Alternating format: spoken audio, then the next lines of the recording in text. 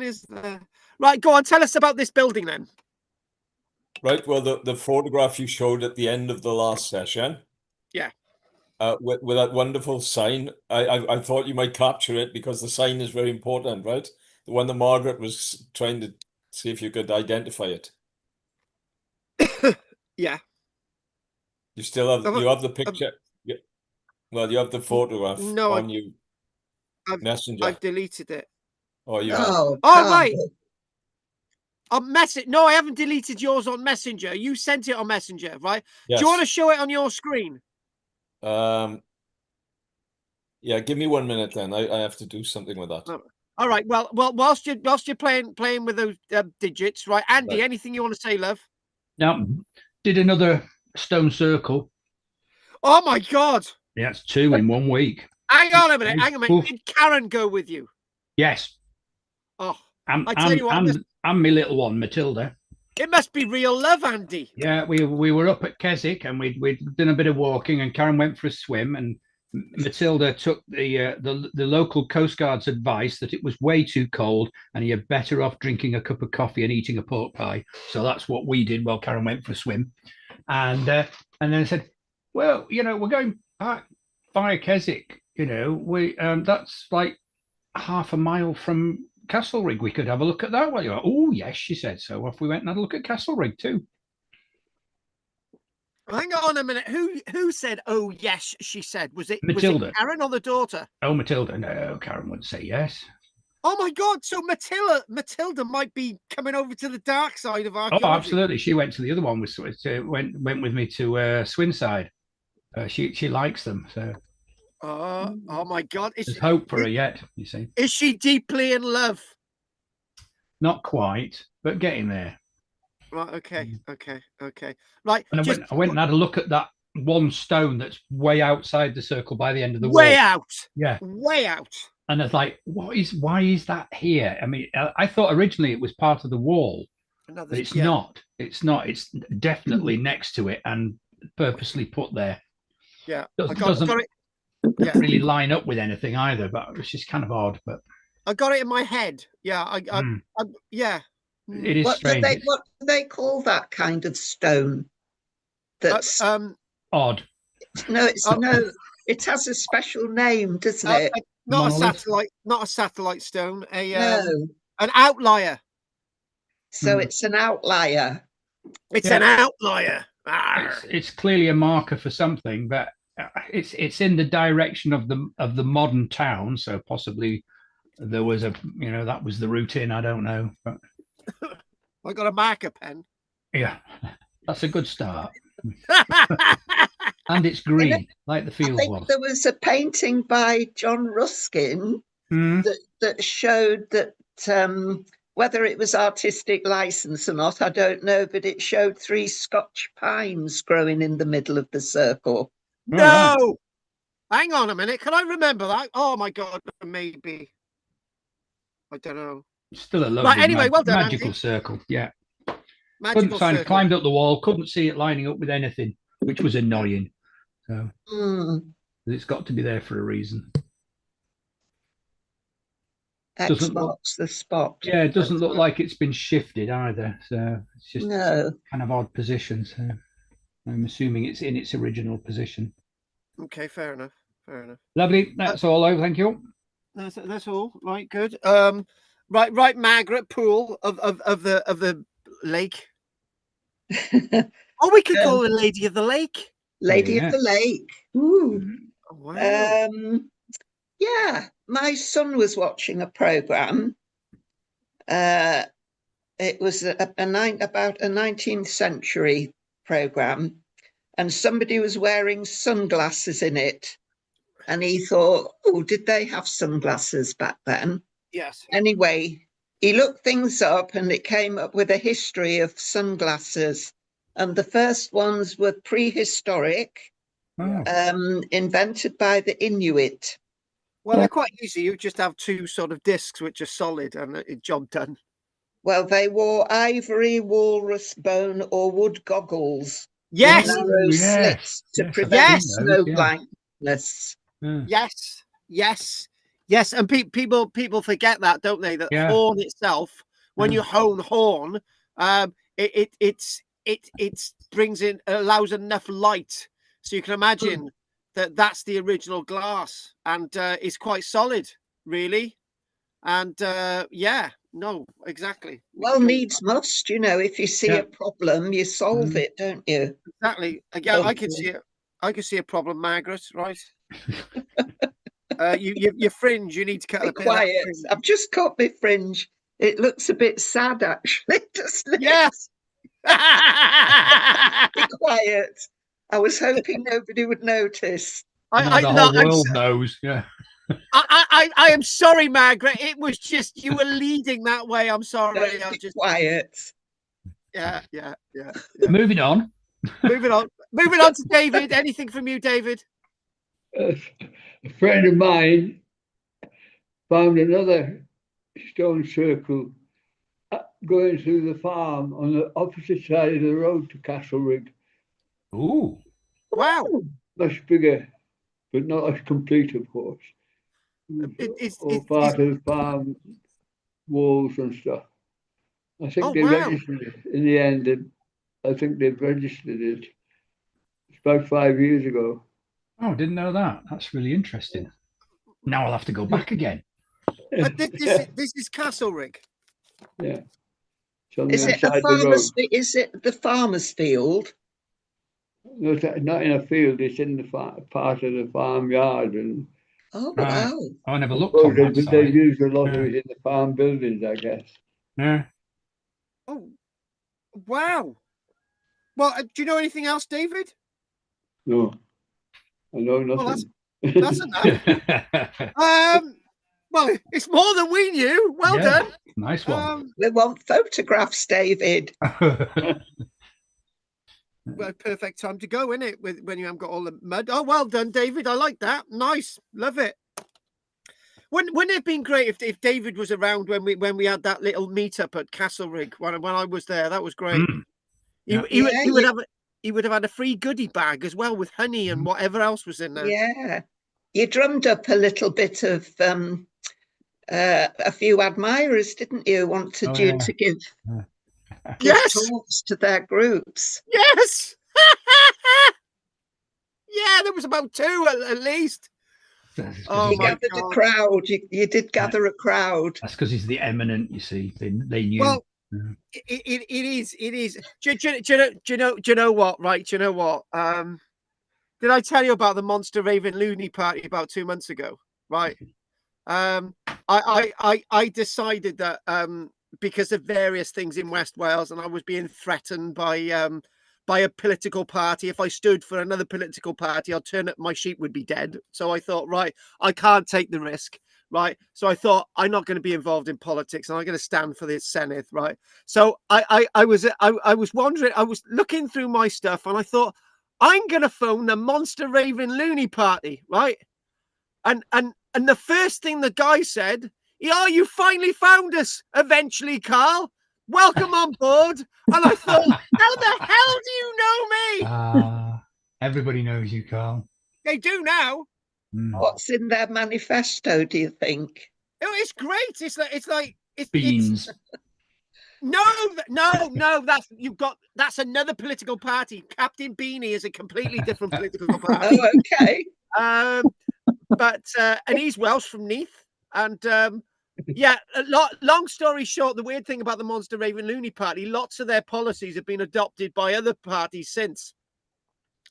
So it was like I remember being involved in it. I don't know how we got onto this, but we'll do it anyway. I was involved in a by-election once, right? And it was Linda St. Clair, the prostitute, right?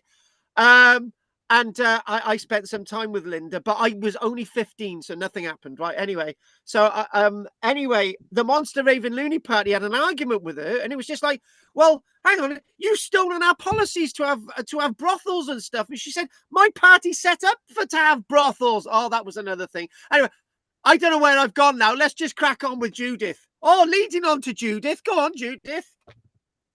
What? Judith, I'm not implicating you in any seedy world of brothels, right? But it's worth a try. You're a bit obsessed with those, Carl. What, brothels? Yeah, you seem to be. It crops up an awful lot.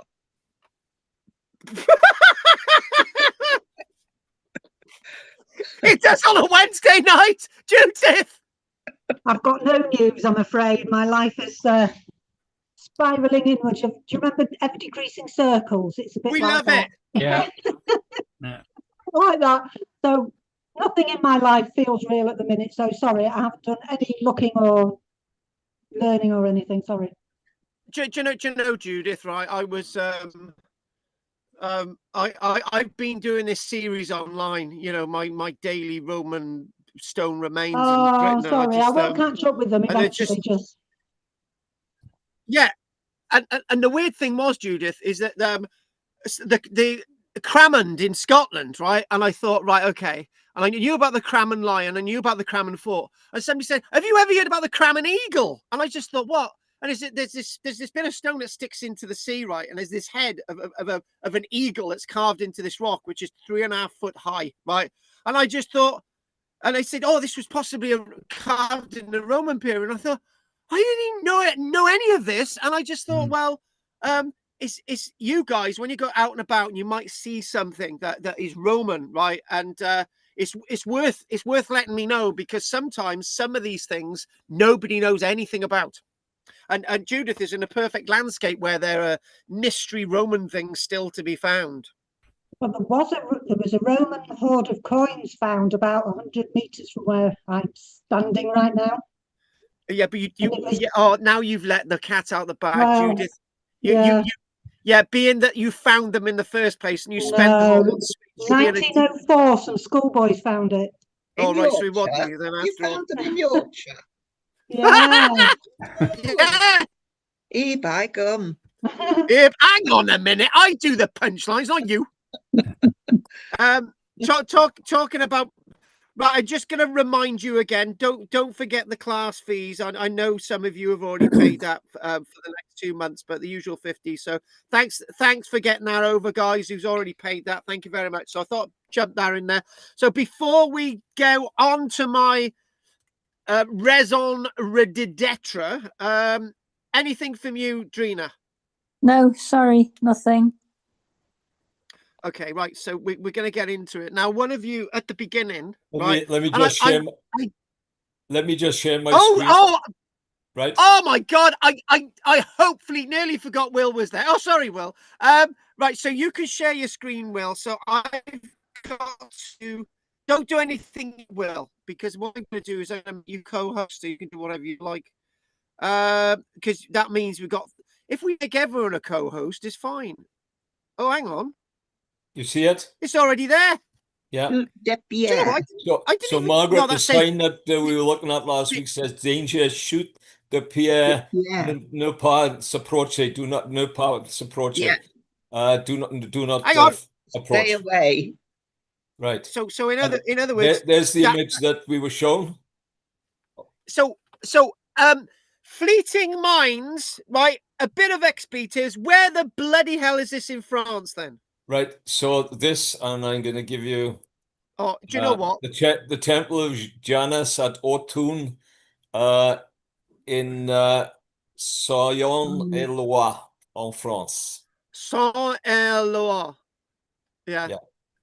Saône-et-Loire. Augusto Dunham. Which is named after Augustus. So there we go. I tell you what. Let's just leave that. I was just so do you know, can we just leave that image there, because something like this is absolutely fascinating. I love breaking up one of my presentations with something that's got to do in a way with what we're doing. So it's the Temple of Augustus, right? And if I check that in France, we should get it straight away, shouldn't I? Temple of Augustus, and I've got one in Barcelona. Temple of Janus. Go to images. Go to Wikipedia. Janus. Oh, the god of the entrances and exits. As in, I got it. Temple of. Got it? All good? Yeah. So can we have that? Can we have just that image in full regard? Yeah, that's good. Right. Temple of Janus. Now, Janus or Janus is the god of entrance and exits. And to have something this tall, it's saying that now, if anyone wants to know about scale, right? You know that wall that we looked at the other week, and I said that you've got this wall in Lincoln that nobody seems to know anything about. That's like 8 meters tall, and that was quite big. But the height of this, right? This is quite whopping, right? 8 meters tall, right? The tallest bit of Roman wall in Britain is 8 meters tall, right? And I'm actually, say a lie, if you add the if you say about the Dover Lighthouse, right, that's not much taller, but the height of this is a whopping, wait for it, 24 meters tall. Yeah, wow, that's wow, big. yes, 24 meters tall, right? The length, you can tell obviously the height is taller than the length and width, which is 16 meters each. Sandstone, it's created roughly, say, about AD 50, and it's basically, it says it's a part of a temple, right? And it says the Temple of Janus was included. Now, this is really interesting. Listen to this fact. This is an interesting fact, and this ties in with something else. So the Temple of Janus or Janus, that's where January is named after as well. So the Temple of Janus was included on the first list of protected historical French monuments established in 1840. We were about, and I do believe that the first scheduled ancient monuments in Britain were roughly in about the 1880s. I think that's right. So we were behind protecting our ancient monuments, and some of the most earliest scheduled ancient monuments in Britain, you can fact check me on that one, we're actually in Wales, and I think Stonehenge was one. But interesting enough, that takes us to 1840. Now, interesting enough, another interesting fact is that the Danes were looking into protecting their archaeological sites in around, I think the date's actually 1807, the same date of the abolition of slavery as well. So that's an interesting fact. I thought I'd chuck that in there. Anyway, thank you for that, my dear. Thank you for that. So what we're going to do now, we're using multiple media now. So I think, right, are we all there? All bad? Yeah. Right, so I think you need, I think, get rid of that off the screen somehow. Well, I just closed my stop sharing, so maybe when you go to share your own desktop, Carl, you should be good, I hope. Right, okay, so my screen has zoned out. Right, okay. That was taking a bit too much bandwidth then. Right, that was taking far too much. Right, so am I sounding okay, clear? Yes. Most of the time. Everybody? Yeah. Yeah, basically because we were using that then, too much of my well, it used too much of what we were using, so we'll try and not do that as much. So I'm just going to try and get this online now. Right, that's there. Okay, just give me a few seconds. Okay, this has frozen my screen. Okay, I've yeah, that's totally knocked me out. Right, hang on a minute. Okay, get rid of that. I got to close some windows. Get rid of that. And get rid of this. Right, okay, we're going to come back to here, and hopefully it's all looking okay now. And we're going to go to here. And hopefully I'm going to share my screen, which is coming to here. And hopefully that's sounding fine. Okay. And we've got a window. And window right there. And we should work now. Okay, there, share. And what are we seeing on the screen, folks?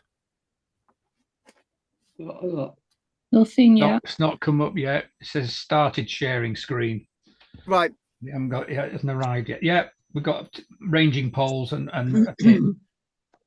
Right, good. I'm just going to see if this is working. So, next image. Fossway. Fossway, yeah. Next image, right. I'm glad you enjoyed the lecture today. I'll see you all next week. Right, okay. So, so I just thought I'd mention that we've started some more archaeological work here, and this is we're just trying to work out the landscape. And interestingly enough, where you're not expecting to find things, I found something digging sort of some of the field to put some. I found a nice big piece of flint that had actually come from East Anglia. Right, but in this pit there was nothing. Right, so went over a foot deep, and we got to solid rock. So we're just this was an exploratory sontage on site, a meter by a meter. Anyway, so what do we know about the Fossway or the Fossway? Anybody? I tell you what can you tell us about without looking on Wikipedia or anything? What can you tell us about this, Margaret? It goes from Exeter to Lincoln. That's because you're looking at the screen. You actually knew that anyway. Yeah. Right. Oh yeah, Andy. Right now, interesting enough. I'll start off with a really weird fact. Right. So I was looking in my little book, which accompanies these wonderful maps of Roman Britain. Right. And interesting enough, the Fossway is not really shown. Only one section on something known as the Antonine Itinerary, which was a map associated with recording locations in Roman era Britain, right? And the one reason why that is that the Fossway itself, if we want to talk about frontiers and boundaries and things, this is the first frontier in Roman era Britain. This is the earliest sort of Hadrian's Wall. This is the earliest Antonine Wall, because at one point, everything south of that was in the Roman world, and everything north of that was outside the Roman world, and that is a fact. So this is in other words the territory south of here that the Romans controlled before around the time and before the time of Boudica and the rebellion associated with Boudica. And there's some wonderful places there that we'll come across a lot, right? Rate, which is basically the place of the rat. Linden, Lincoln, Aqua, Sulis, Bath. We got Cirencester there, Corinium, Lindinus, Ilchester, and obviously Dumnorum, which is Exeter. So what I wanted to sort of move into the area that lots of people are really interested in. And Margaret, am I sounding nicely loud and clear? Yeah, you're good. Good. It's all going to go wrong now, you know that. So the one thing that fascinates me about Roman era roads is what they're not. And the one thing that fascinates me about Roman roads is what you can, when you've gone past about what they're not, you can appreciate them. And what I simply mean by that is that they're not these paved roads that you find leading to Rome, right? They're not these paved Roman roads that you might find when you're on holiday in Turkey, right? They're not these paved roads that you might find in France or Spain, right? What they are, now that's the point, what they actually are in the main is raised banks that go for miles with once a surface that would carry carts, wagons, people, soldiers, that type of thing. And one thing that Roman roads are is either a re-establishing of an existing way and joined up, or the road itself is made bigger and to stand out, to dominate the landscape. And I said this before. So if we're probably going to just go through a few maps. We're going to get to here, right? So if we zoom in, right, you can see, if we zoom in a little bit more there, whoa, there. That little red line here, if you follow my cursor, is known as Staingate or Stain Road, right? That, you could say, was the next Roman frontier in Britain. So if we move the map again, what we've got, if you could follow my cursor, the Fosse Way leading all the way from Exeter. We're moving all the way up Carinham. We're moving all the way up to the likes of Lincoln. That is the first proper frontier in Roman era Britain, right? So that's well established by AD 60. And the Romans are starting to think, let's go further north. And then what we then have is, as we said, this wonderful Staingate. Now, one of the most challenging things I've got is examining the Roman stone remains across Britain for my little series online. And in that whole series of 117 places that I've looked at, I think I've only examined 2 bits of Roman road, because the title is in what I'm doing. Roman era stone remains in Britain. They're stone, right? So most of what we do appreciate with Roman roads is actually muddy tracks. And I'll just say, so we're obviously in Roman era Britain, right? And we're back into Cymru, Wales, and we can see all these little red lines. 99% of the lengths of these red lines over in Cymru, Wales, and in fact very narrow trackways, and they're mainly called San Helens, right? Which is basically a stone road named after Helena, which is apparently associated with the mother of Constantine the Great. And Constantine the Great died in 337. What the hell Helena was doing in a very cold place like Cymru, Wales, with men with hairy chests and women with hairy backs, I don't know. But the fact of the matter is, when we appreciate the the misuse of when we examine Roman roads, and then we can appreciate that, okay, it's a narrow trackway, and that narrow trackway was originally an original surface which was pre-Roman, and then what we then have is in the Roman era they're using that trackway and it's getting deeper and deeper. So this is one point.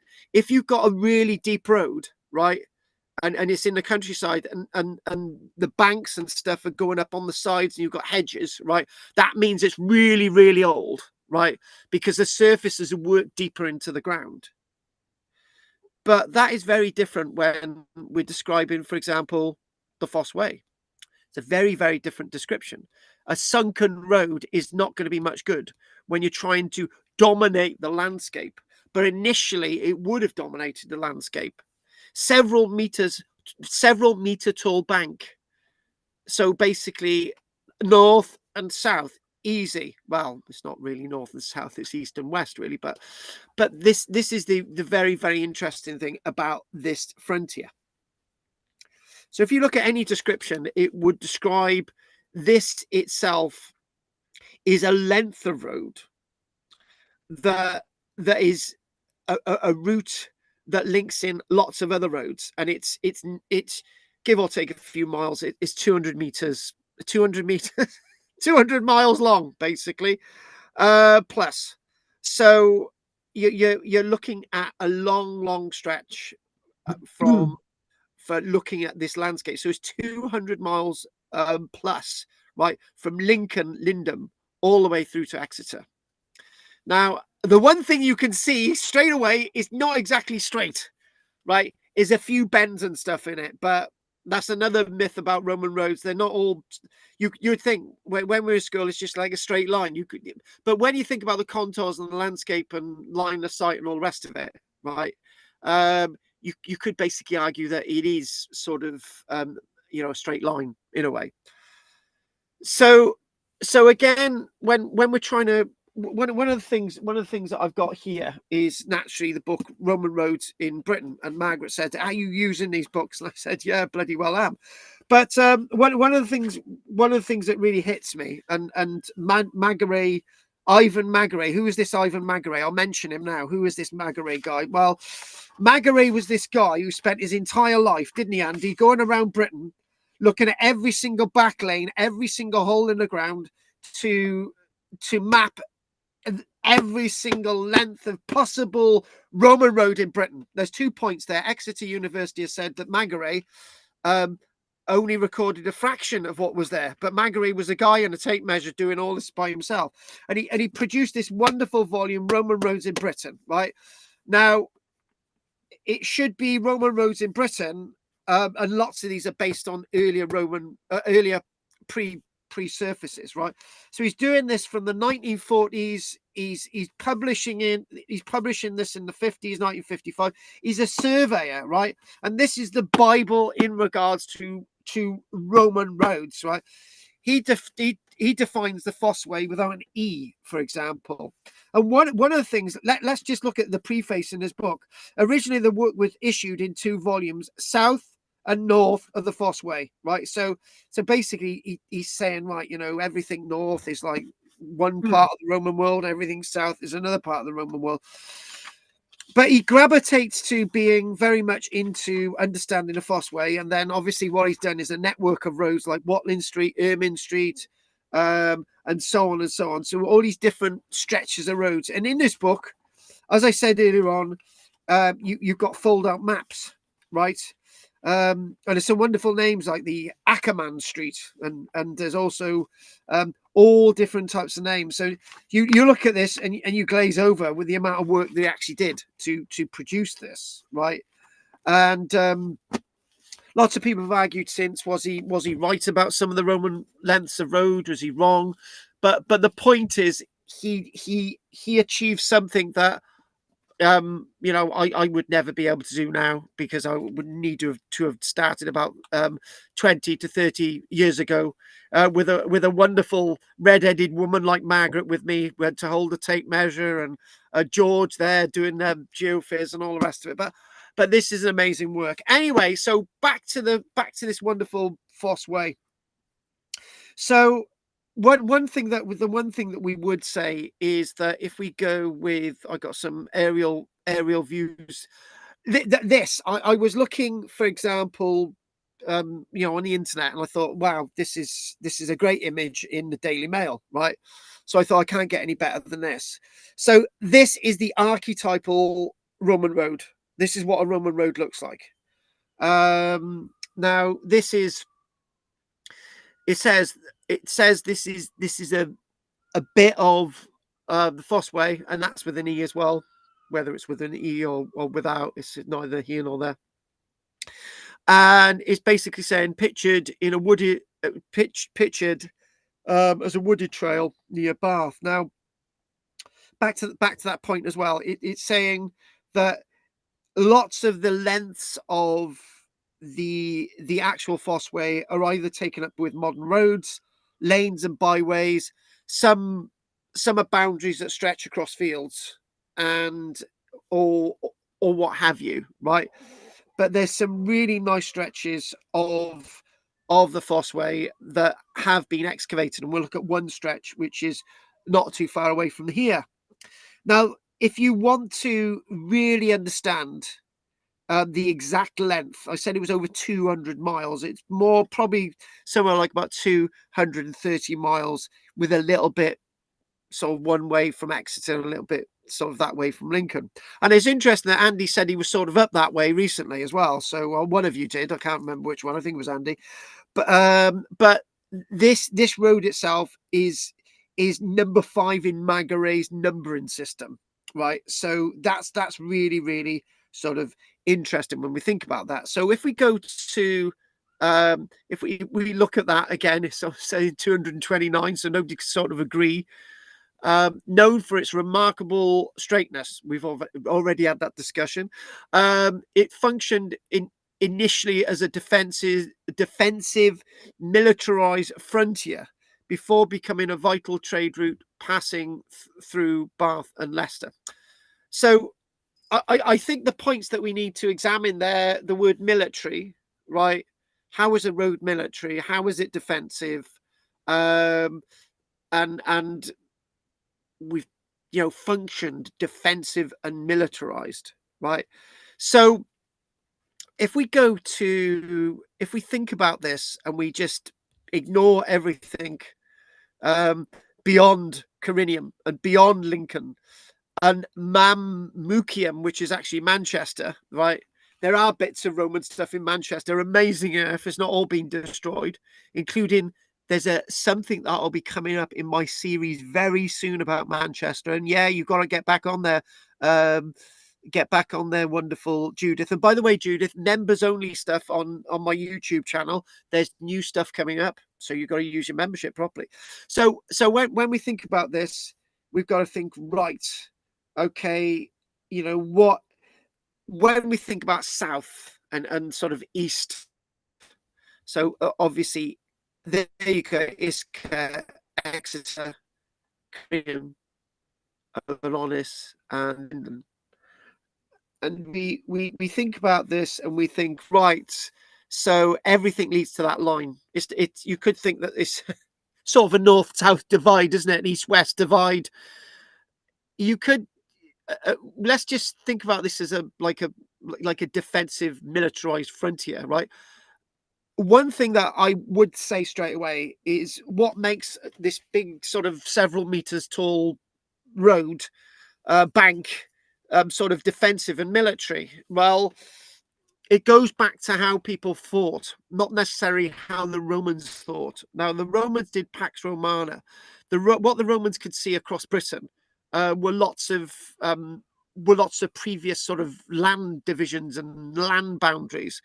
So if they went to somewhere like Stonehenge, they would have seen that there's an avenue and a Cursus monument. What are these things, right? And you could think about the Dorset sort of. We did all this with the Neolithic period, this sort of endless mile after mile sort of bank running across Dorset. And you're thinking, well, local people did these before the Romans. Why did they do them? And the Romans would have cottoned on to that. They would have thought, the mindset of these people, if you raise this big thing that goes across the landscape that goes for more than a couple of miles, right, over 230 miles, over 200 miles, or whatever you want to call it, this is into the mindset. So the Romans actually bought into this. They thought, right, we've got to create something that makes a statement, right? So people were used to statements, right? People were used to I've said this before. So if we want to think, let's just get into the mindset with this image now, right? So obviously this is a bit sunken and it's a bit denuded, a bit decayed, and you could think, right, on one side it drops away, on the other side it sort of creates something impressionable. But if this went across an open landscape, this would rise, and you're thinking, right, we can't go beyond that. We can't, even though there's a rise and you could get to the top and you could run down the other side and you could get into the Roman area of the Roman world that the Romans have created. It's that very thing that's standing that's stopping you doing it, right? So this is a concept that I haven't discussed for a while, right? A few months back, I planted a load of trees to make a boundary in one of our fields here, right? And I thought, right. So I walked between the fence and the trees, and I thought, right, that's good. So I've actually created a corridor. It actually feels like a space. So if you can go outside the space on the left or the right, but there's a space in the middle, like a corridor. It's like I've created some kind of passageway, but the gaps between the trees are every meter. And I thought, right, okay, but the principle is there. When you create something that is raised as a bank, when you've got a sunken lane, any of these things, in the mindset of the local people, they've got a sense of division, a sense of that side is something, our side is something, in the middle, that's the division. This is how we thought in pre-Roman Britain, and this is how we're now thinking in Roman Britain. So the Romans are actually getting into the mindset of how local people are thinking. So these roads are not just to communicate across Britain as it goes. They're not just to communicate between Eboracum and Catterick, for example. They're not meant to be from Catterick to Hadrian's Wall or Manchester, Mamcunium to Eboracum. They're not just communication routes, they're actually statements. And that is the point. The road is the statement. This is and there's another point to be made there. If we think about, we go back to that other illustration here, right? Now, the other thing as well is change, right? And this is quite clear. Now this could be like an everyday sort of, this would be recognizable to a pre-Roman person. They would think, right, this is like a lane, this is a trackway between there and there, right? But what the Romans did, they raised it. They made an agger, right? They made a camber. They raised this instead of being sunken. They raised it. They made it visible within the landscape, right? That's unfamiliar to how people thought as a road. It's more like a bank. It's more like a division.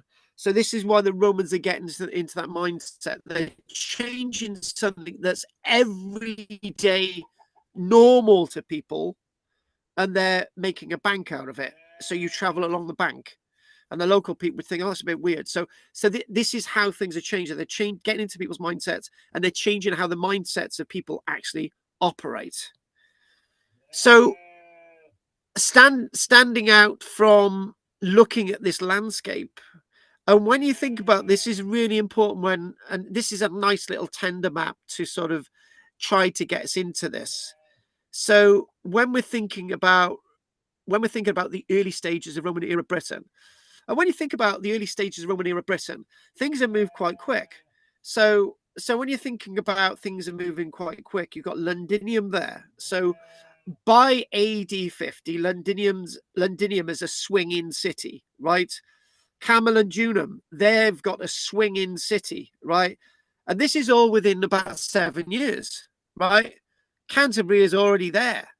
When we think about Caliver Atrebatum is a bit of a cheat to the Romans. What the Romans are doing at Caliver Atrebatum, where the little cursor is, what the Romans are doing, they're just taking an existing place and making this into a Roman city, Caliver Atrebatum, right? And you could think, I'll tell you a little bit of a story about Old Sarum in a minute, which will make you all chuckle, right? But the one thing that the Romans are different, that they're changing within the landscape, vis-a-vis the river system. The River Thames is really important to the Roman period. We can't sort of discount that. I keep saying that the river system in Roman era Britain is really important, right? A B shapes that one of the big mistakes that historians make is that they create maps based on the modern landscape. This would not have looked like this, except the locations would have with the roads. There'd be a more fen-like. There would be more sort of a lot of this would be boggy, marshy, right? And more would be sticking out to the sea. But the principle is there anyway. So back to the point I wanted to make. So I'm going to tell you the little story about Old Sarum in a moment. It'll make you all chuckle. So Caliver Atrebatum, it's like up until the Roman era, it's very likely that little trackways led to, not to Londinium, by the way, little trackways would have led to various different places wherever they went, right? So remember, somewhere on this map in around here is going to be Geropolis, which is a city that we found in more recent years, which is a city which would be like Caliver Atrebatum, but in the Iron Age period, right? So what the Romans are doing, they're connecting these places. They're making routes. They're creating routes that divide areas and territories, right? That's key. The Romans are dividing the landscape by creating these roads. So creating these roads create boundaries between bits of the Roman world within Roman era Britain. That's really important. So back to back to this red line, which is our Foss Way, the Romans are saying, right, everything there on that side is whatever's there. Everything this side is Roman era Britain. But what we're doing, we're now starting to divide it with roads. So you can clearly see there that to try and control people, they're saying, right, this is the territory that we would understand in the Atrebate. So what we're going to do, we're going to build a road from Carinian, right, Cirencester, all the way to Caliver Atrebatum, all the way from Caliver Atrebatum to Londinium, right? That would make a division. So we can start to say, right, you guys as a political entity, you guys as a regional entity, no matter whether that was your territory there or not, what it is, the road defines you, right? So everything south is everything south and sort of west the Belgian people of this line here, and then obviously we've got another political group in here. So obviously then beyond Stone Street, and I think this may have been another Stain Street actually. This would be the Cantai people. So roads themselves are actually a lot more than just roads, as I've just demonstrated. I've got to tell you a little story about this wonderful old Sarum, right? I was so up myself as a child. You can't imagine me being up myself as a child, but I was so up myself as a child. I went to Old Sarum with my grandparents roughly about 1984, I think it was, about 9. And I remember going to Old Sarum, and I had it in my head that Old Sarum was a Roman town, right? So you can clearly see it is. And I went to the curator and I said, this used to be a Roman town. Where are the Roman remains? And he said, this was never a Roman town. There was never anything here, he said. And my grandparents had a little chuckle. And years later, obviously, it was a Roman town, right? I thought that was really weird. And then I went to Salisbury and I brought this really good book, and that was life. So you can start to see that Roman roads are really, really important. And the other thing as well is what we established with the idea of a Roman road in Britain is this is actually an older map, right? We now know that Carmarthen, Moradunum, right, where the E is, and maybe beyond the E in Demetae, there, if you follow the cursor, right, this itself, we now have a stretch of Roman road, right? We also can trace that Exeter has a Roman road probably running all the way to the U, right? And possibly the Roman road may actually go further. So what people used to say is that Roman roads themselves define Roman civilization, which they've got a very, very good point, right?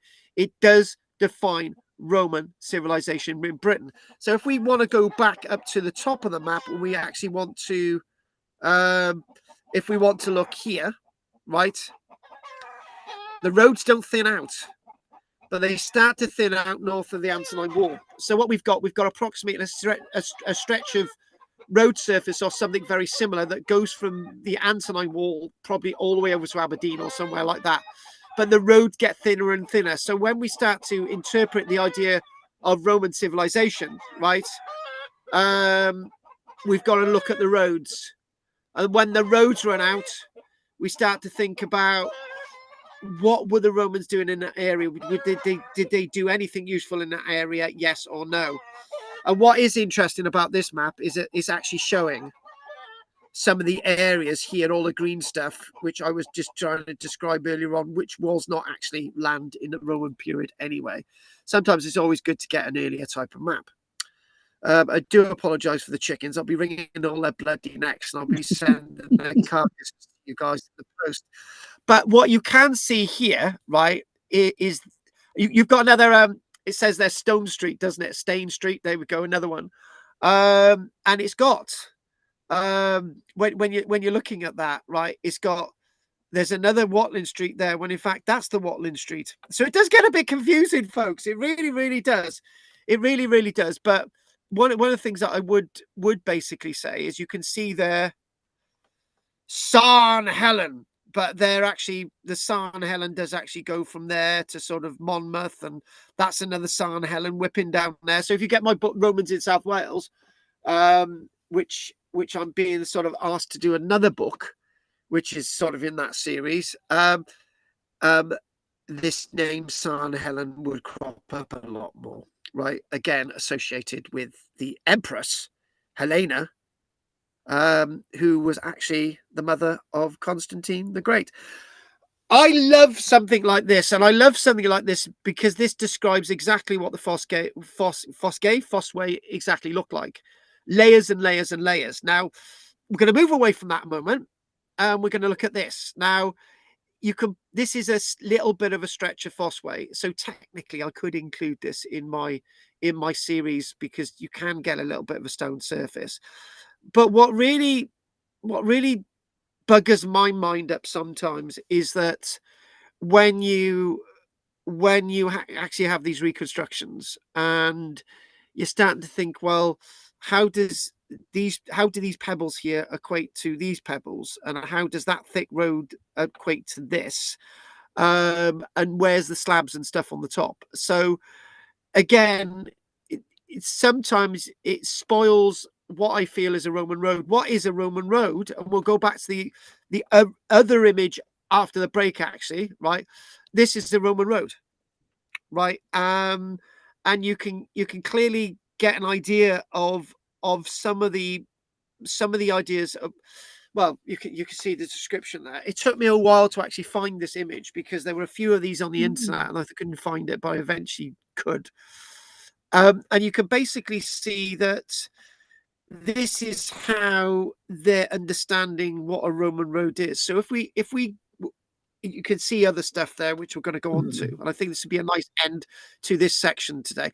So all that there is built up stuff, but not necessarily all that Roman era stuff, right? So you can see ruts going there, you can see them there, yeah, you can see all these different layers, but that then doesn't really equate to what's going on here, which is slightly different from there. So this might equate to what we've got over here. Right, so what you do have, and looking at the wording there, and do you know what? Right, it's gone really calm now. There's no animals making any noises, right? So this cross section of ground, right, from the A303, right, highway in England unveils layers of history, tracing the path of the ancient Roman road, the Fossway, passing by the iconic Stonehenge. There we go. What's all that about? What's Stonehenge? Never heard of it. And interesting enough, the word henge means banking, right? Actually, it doesn't necessarily mean to be circular. So henge, banking, stone, that's to do with a prehistoric monument, not to do with the road. But you can think about it like henge, dike, all these different words sort of interplaying. Anyway, moving on to this. So passing by the iconic Stonehenge, this route has been a hub of human activity since the Iron Age and possibly earlier, as you can bloody well see. So how does this stratified journey through time deepen our understanding of England's historical landscape? So, and obviously the answer's there for everybody to see. And if we sort of zoom in, we can start to think, right, okay, it's Stonehenge, natural chalk, right? Buried turf line. And you're thinking, right, what is that about? Now, that's interesting, that. And the reason why that's interesting is that from experience, you can create roads in two ways. Actually, we'll chuck another there in a moment, right? But we'll leave that there, right? We've got a third way. We'll leave that there, right? So if you're going to create a road, the best thing to do is define your road, right? So along the edge, you might put some wood, timber around the edge, right? And you might have some stone. Not in this landscape because it's just chalk, right? You either cut out the stuff between the two boundaries of your parallel length, and it might only be 1 meter wide. You might cut all that out, but if you cut all that out, right, you've got in this landscape, it's nothing but mud, right? So the best way of creating a road, right, is to leave the turf there, right, and then build up on top of the turf. I've done it. It actually works. I've done that in West Wales. So what we did, instead of to create a track for the cars, we just dumped a load of shale and stuff on top of the grass, right? So what happens is the grass goes between the shale, right? Bind the shale together, right? You've got a perfect road surface. That's exactly what's going on here. There is the third way, right? What you do, forget cutting out any mud and turf, and forget building directly on the turf, a road surface. You can have a timber trackway, right? But in regards to this here, when it's talking about Bronze Age, Iron Age trackway, right? This is built up over loads of different stuff built up on that surface, right? But inevitably, if there's no long-term surface, it will start to denude and sort of sink with all the passage of all the stuff that's on top of it, and sort of compacting and pounding and pounding and pounding and pounding. So this idea of Roman road, now, can I just put a little sort of thing in your minds, right? Not all Roman roads had surfaces that were made of stone.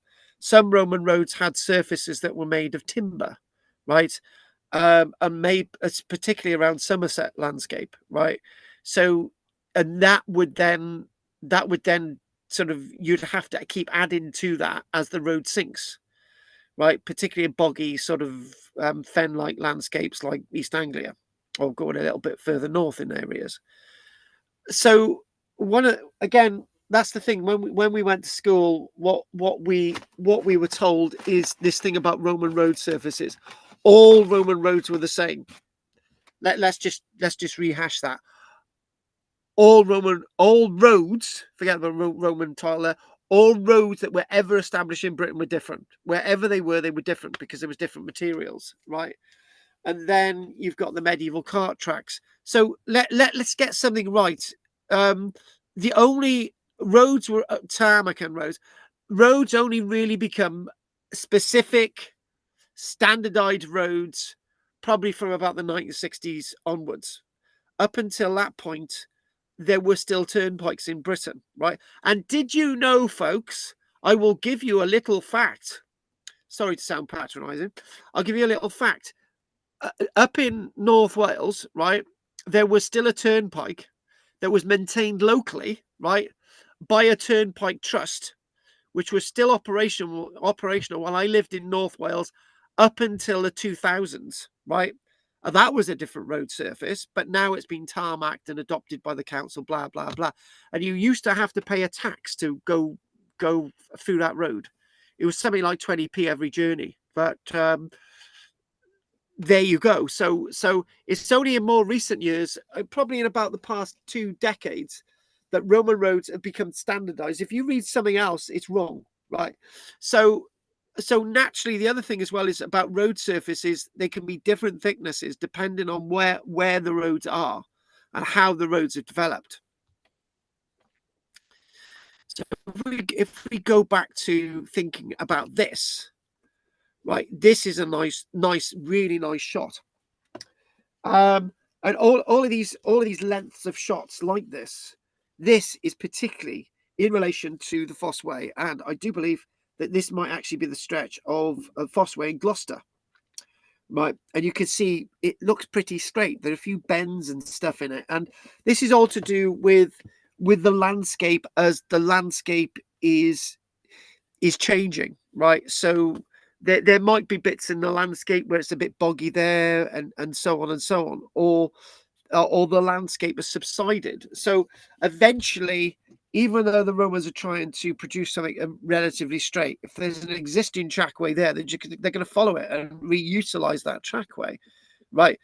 One of the phenomena that I'm going to give you, right, and we'll probably have a little bit of a break in a few moments because I'm actually thinking, right, I'm running out of speed, right?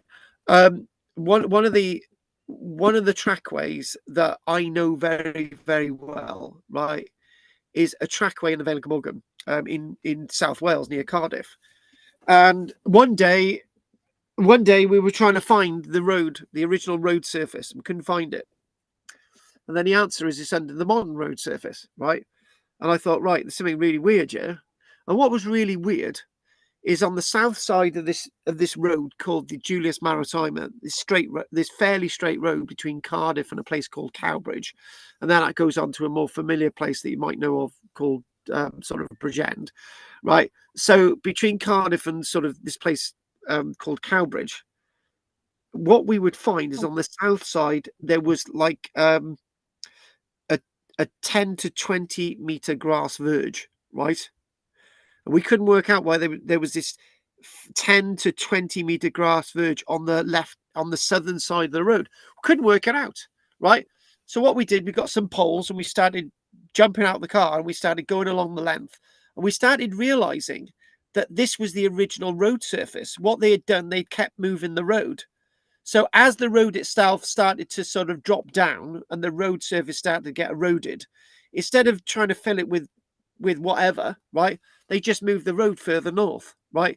So whenever you're looking at Roman roads that they say are Roman roads, it might be the final emboldened embodiment of what the Roman road was. The Roman road might have actually been slightly over to the left, might have actually been slightly over to the right. So by the time you actually get surveying these and looking at these through aerial photography years and years later, right, what you're looking at is the final emboldened embodiment of what a road was. And I think what I should be saying is that it's something starkly obvious, right? What is starkly obvious is that after the Roman era, roadways weren't really maintained, right? Well, actually, even in the Roman period, Roman roads were not really maintained properly. And I'll give you a reason why that is. Right? Obviously, it's pretty impressive, isn't it? We'll look at this after the break. But when we think about the maintenance of Roman roads, right? A lot, the traceable and sort of giving you an idea. So what we've got Ischia there, and sort of over a bit further, right? No, where am I going? No, there. Where my hand is there, that's the place called Caerwent. Massive walls of Caerwent, right? And that's along there where the hand is, right, from Ischia, right? That's known as the A48. And the A48 goes all the way down here, all the way through, all the way to that bit, which is a place known as Moradun, which has got a fairly well-preserved Roman amphitheatre, right? But that's something else. And the point is I want to make is that by the time you get to about 350, that bit of road was looking out of use. And the reason why it was looking out of use is quite simple. The Roman soldiers had long since gone. In fact, the Roman soldiers had left the area 200 years earlier, right? The Roman province most of it didn't have garrisons. And the Ischia Roman legion had left about AD 120.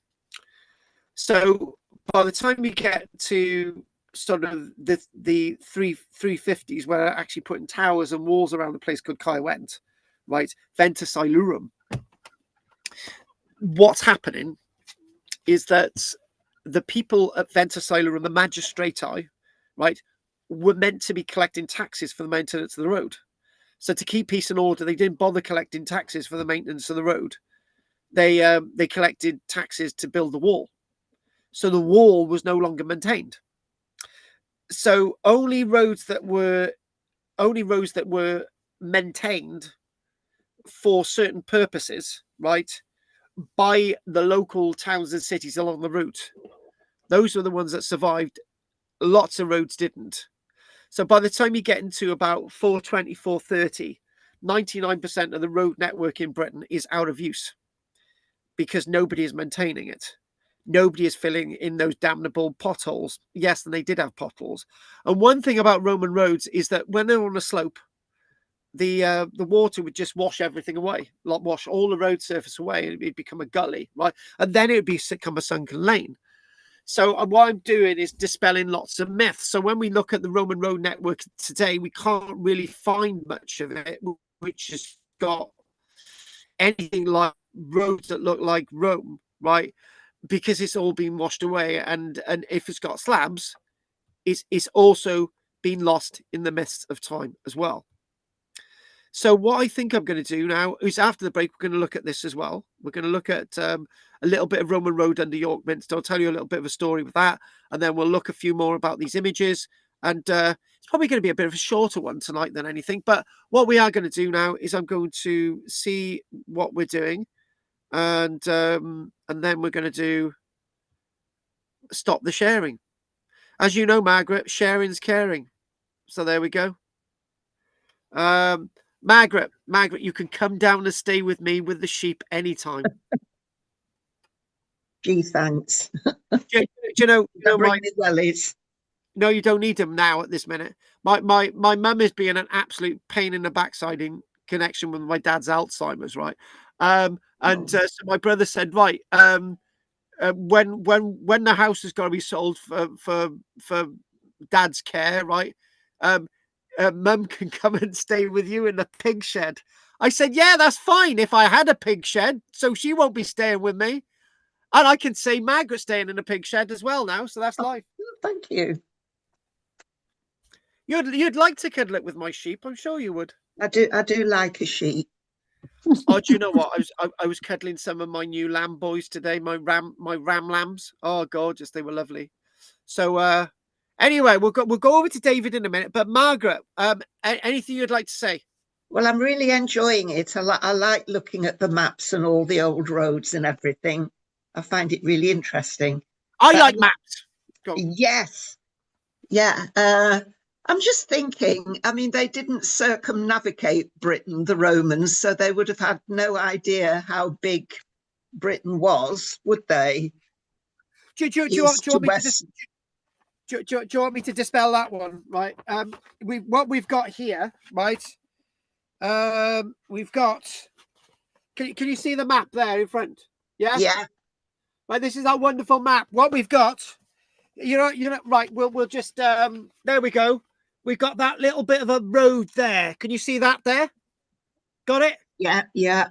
You've got, that's called the Gas Bridge. We probably went all the way up here to Aberdeen. Right now, if we go further up this map, right, and I'm going to be very careful with this map, because when we go up this map,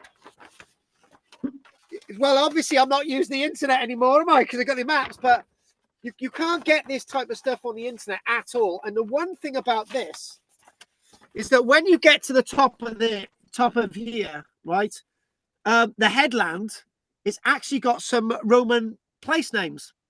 So basically, up in Caithness here, right, you've got the Vedrum Point, which is basically named by the Romans, and you've got Tar Vedunum, or the Orcus Promontory, right? Look at that Orcus Promontory. The Romans gave the name to Orkney. Right? When does that date to? Is it about the 3rd century? You know, I don't like use 3rd century. You know, I like saying the 200s. The 200s. Was it in the 200s? Basically, all of this is put together by various itineraries, right? So you've asked the right question. Are these names associated with? When were these names placed down? And do you know what? I can give you a direct answer to that. Oh, right, good. That place name there, because this is what I was saying with Andy, right? This is what's so exciting with this book. At the end of the book, right, it's got a list of index place names here, and we can actually see, right? There we go. We got all of these here. So if I go to this is why this is quite good. So that place name is called Cansby Head, Vedrum Promontory. The Vedrum Promontory. So VIR. The Vedrum Promontory is actually mentioned in Ptolemy's geography, which is an early geography, and it's the only time it's mentioned. Wow. So if we can work out Ptolemy's geography, that would date when that was exactly surveyed. Oh.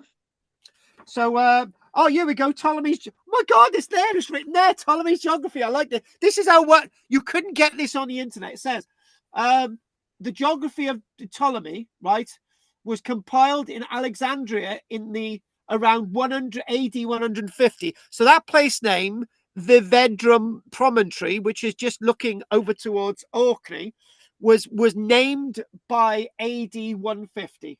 But it wasn't, interesting enough. That's a good point, because interesting enough, it doesn't actually mention that ever again in any of the other itineraries. It only mentions it once, which is very interesting, because it's not mentioned on any of the later, the Ravenna cosmography, which is quite late. So it's not mentioned in any of that. So Did they actually sail around Britain, or did they sailed around Britain, didn't they, at some point? Yeah, but that was the some point. And I basically said to myself, right? I promised myself, right? When I'm this big Hollywood actor, no, I won't have time, but I promised myself if ever I come into some money, I will complete what I wanted to do with a PhD with Orkney and Shetland, because as you know, that all went something tits up in the pandemic, so that all just disappeared. So what I want to do is study the Roman stuff. I really, really do.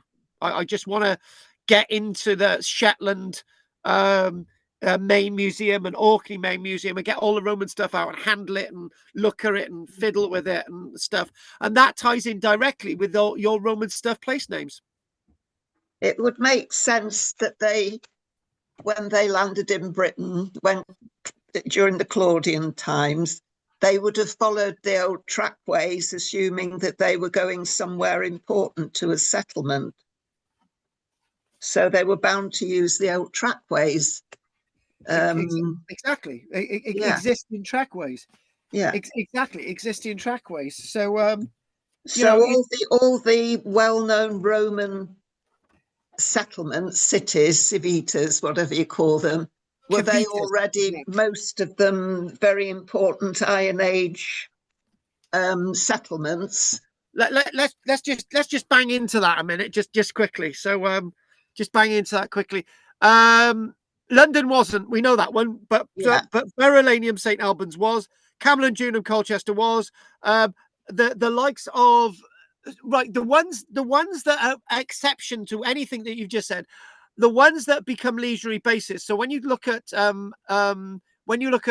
Usk, for example, that was a leisurely base before the Roman legion moved up to, say, Isca Caerleon. There's nothing really there at those localities because they're legionary sites. They're military sites, right? They're very, very different, right? I'm not really sure about Diva Chester. We can answer that question. But when you look at somewhere like York, you could basically say, oh, there is prehistoric stuff in York, right? But is York a little bit like Londinium? It's all boggy, muddy, and all the rest of it. Yes, it is. I've always compared Eberacum with Londinium, York, and London, sort of the same type of landscapes, but in many ways, lots of the civitases, which is the local cities like Dorchester, right? The difference is with Dorchester, the Romans said, right, we can't have people living at Dorchester because it's all these humps and bumps. It's going to be no good. So I have people moving just a mile away over there, right? So you could see Dorchester and look into Dorchester and over the Roman walls or whatever. From Maiden Castle. So absolutely massively fascinating. Now you've got me on a roll, which is not a good idea because I could go on all day about this. It's interesting, isn't it? And you know, it's this.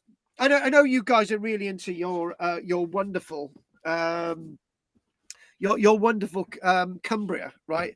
But you know, one thing that I don't find is happening now is people producing anything like this, because for example, on here you have just a map of Shetland, right? And it's got a couple of little black dots of archaeological finds from the Roman period found in Shetland. You're not going to get that now, right? And again, that's the other promise. If ever I come into big money, right, I will say to the Ordnance Survey, I want to make a 2026 version. And there will be so much more on this map, including the extension of the Roman road from Carmarthen all the way through to the coast. There'll be a couple of Roman villas up near me and Aberystwyth and all the rest of it. There'll be a lot more Roman things in Britain, but we could add to this, and that'd be so good. Oh, you'll have to crack on then. Hang on a minute. I haven't got all the time in the world, you know? You're still a young man. You've got loads of time. Bloody hell, I don't think Michelle would be happy with this. She hasn't hardly seen me whilst I've been editing the book in front of her. Yeah, right, great. That'll be good. And she's still to do a cover of the next book. Never mind. right, okay, we're gonna. I know David probably wants to go now. We can't see David, but we're gonna find out. David, thanks for your contribution earlier on. But David, anything you want to add tonight? No. Thank you very much. So are you leaving us now, David? Yeah. Bye. Okay, night, night, Dave. Okay, David. Bye. David. Bye. Night, night, my friend. Night, night. Okay. My God, Andy better not start me off now. There's a little switch, and I don't want him to start that one. Like, go on, Andy. Anything you want to say? No, I was always intrigued by that Foss Way because I thought it's a really big road that kind of goes diagonally across the country, and I could never understand why, because all the other ones radiate out from towns and cities. And you've explained that. I had never thought about it being the frontier, of course. But and it's right, Andy, get if we now that we're starting to understand the First Way and Staingate south of Hadrian's Wall. Yeah. Then we can actually say, right, what is actually Hadrian's Wall? Right. It's a land division, right? And but it's made of stone. And as you said, it's about division. It's about statement. If we drop the word military, this is the one thing. I've got somebody on a Wednesday, right? He's basically saying, right, when we look at hill forts, they're not military, are they? They're not really defensive, right? Obviously, he's taken on board what I've said over the years, but when I think people are obsessed with military, right? So one of the things, most of this stuff initially was excavated and understood by men, right? But then Gertrude Garrod and Kathleen Kenyon and Tessa Wheeler, these were the wheelers and shakers in the 1920s and 30s, and they were actually saying, hang on a minute, some of the stuff we're actually excavating, it's not exactly military, is it? And it was challenging the men. Yeah.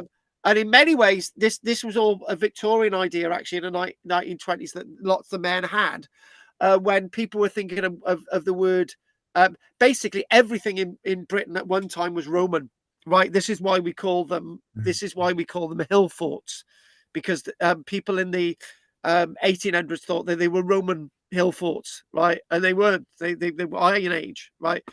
So in many ways, it's about reattributing stuff in the landscape to what we now start to understand what they are. I'm burning myself out tonight.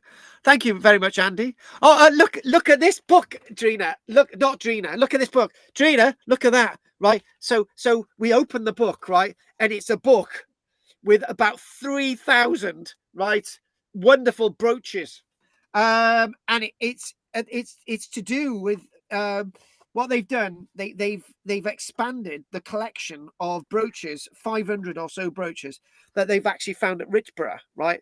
And I've got this really interesting book. I was actually sent this book as a review book about 20 years ago, right? And it had the price tag of about 100 quid. So I reviewed it, but I didn't actually do a review on it because I just didn't. But love that. So we might actually do the Richborough brooch collection sometime, because it gives a good idea of the brooches found across the whole of Britain. Drina, I know that wouldn't interest you, Drina. You're not faintly interested, but Drina, anything you'd like to say? No, I can't think of anything right now. Thank you. Drina, you can imagine having those beautiful gilt brooches, wouldn't you, with a bronze brooch and a beautiful cloak? Yeah, Drina, I could imagine you like that. Really? Yeah. Okay. Yeah. I can't imagine Will like that though. The beard would really spoil it, to be honest with you. Right, Will, anything you'd like to say before we have a break? I'll just comment on Margaret's comment. Agricola, when he took over, fought the Druids in North Wales. He actually had the fleet, and you've got to remember that a very significant fleet of Roman ships on the east coast, I know what you're going to say. which they send up to the north, and they came round to North Wales.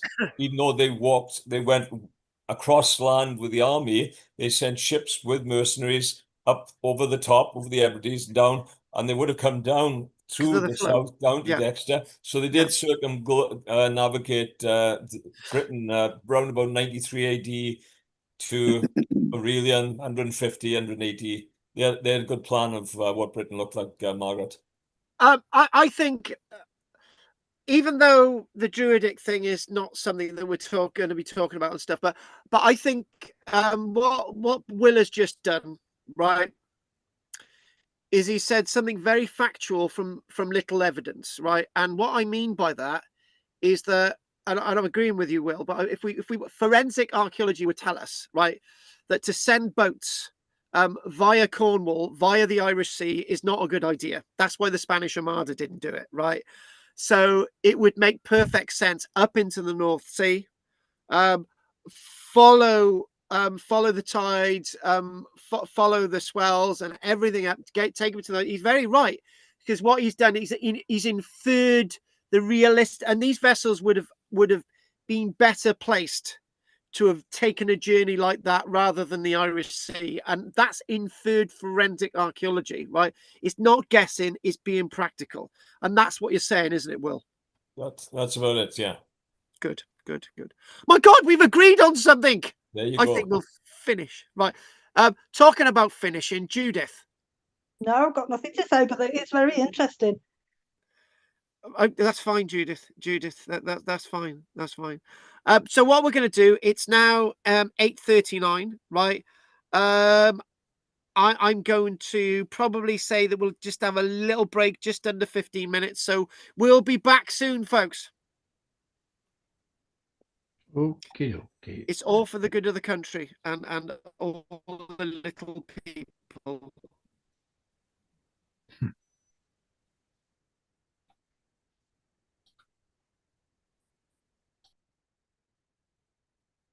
Did you know that the Silverdale hoard wasn't actually found in Silverdale, Andy? Yes. I'm not saying where it was found. No. I didn't know that, but somebody said, no, that was to just throw people off. Yes. Yeah. Not a million miles away, but yeah. No. Yeah. No, but you would have had people going with metal detectors, wouldn't you? Yes. For sure. Probably did. Yes, I've seen most of it. So I went down to, I think it was in St. Helens. Lytham. No, Lytham. St. Anne's. Oh, yeah. In the museum there. One of the friends that Claire and I know is very keen in archaeology down there, and he actually arranged with the British Museum to do a touring exhibition with it. So he gave us a guided tour when we went down there to have Lovely.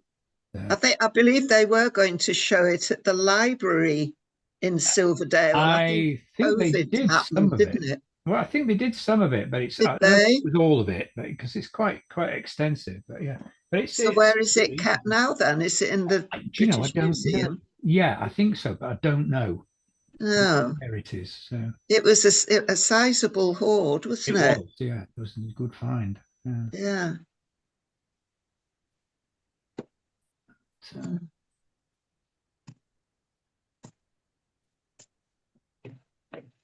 It's a lovely sunset. Can you see it from? You can't see it from where you are, can you? Yep, can, yeah. Yeah, it's really lovely, pinky. Very nice. Yeah. Did you see any of the shooting stars the other night? I didn't. No. It wasn't great. I only saw one. There was supposed to be quite a lot. Was it a clear night as well? It was, for once, it was, yes. Well, that does make a change. It certainly does, yeah. Yeah. No, I've forgotten about it. But there'll be more. Yeah, there's 3 or 4 every year. So. Yeah. Right. A cup of tea. Yep.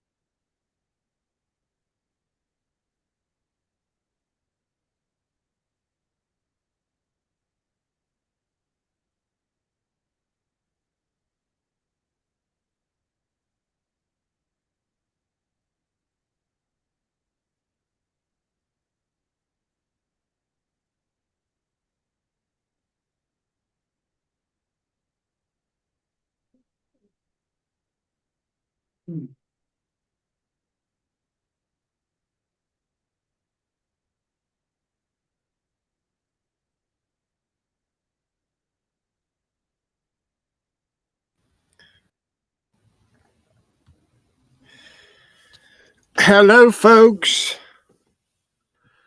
I am here. I am here. The return of the pirates. I'm here. Oh, I'm here. Do you know what? Hello, folks. I've got a secret little thing for all of you. Judith has found out that I'm going to be dressing as a pirate, wandering around Newquay in the near future, and she's going to come up and see me. I went to Newquay once. We couldn't find anywhere to park, so we just drove back to the campsite. Oh dear. We need to do more research, I think, if we go there again.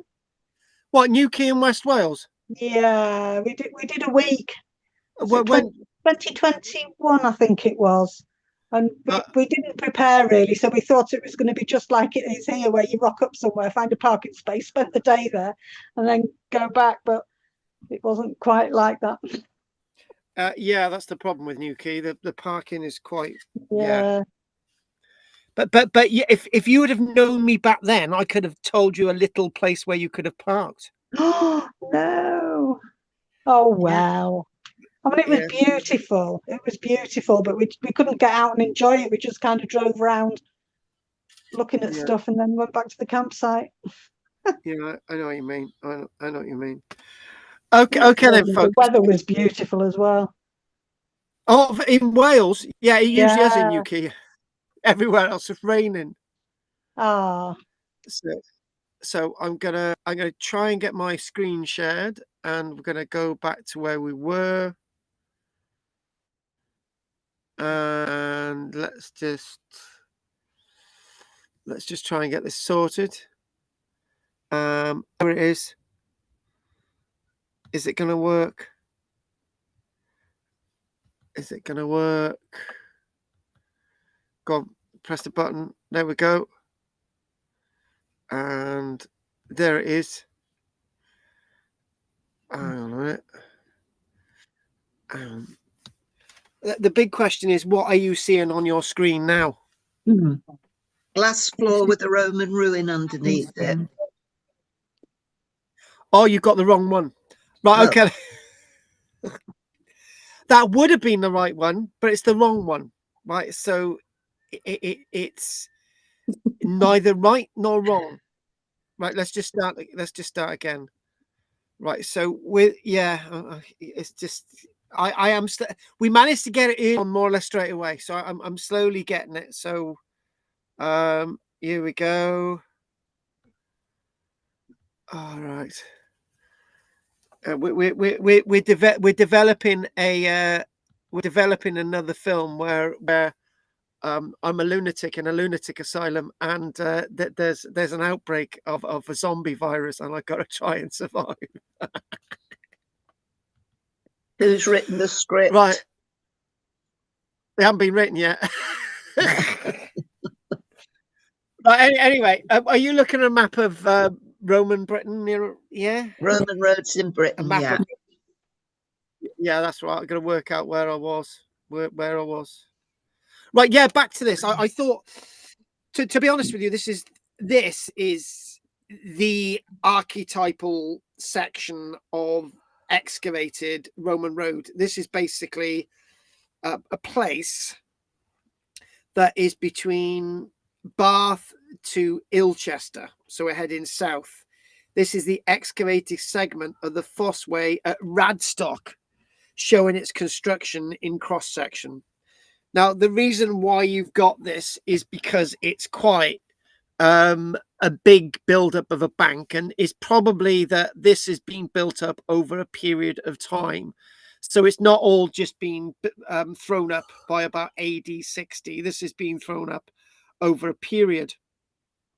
Now, when you look at this, you can obviously clearly see different layers, and it is black and white.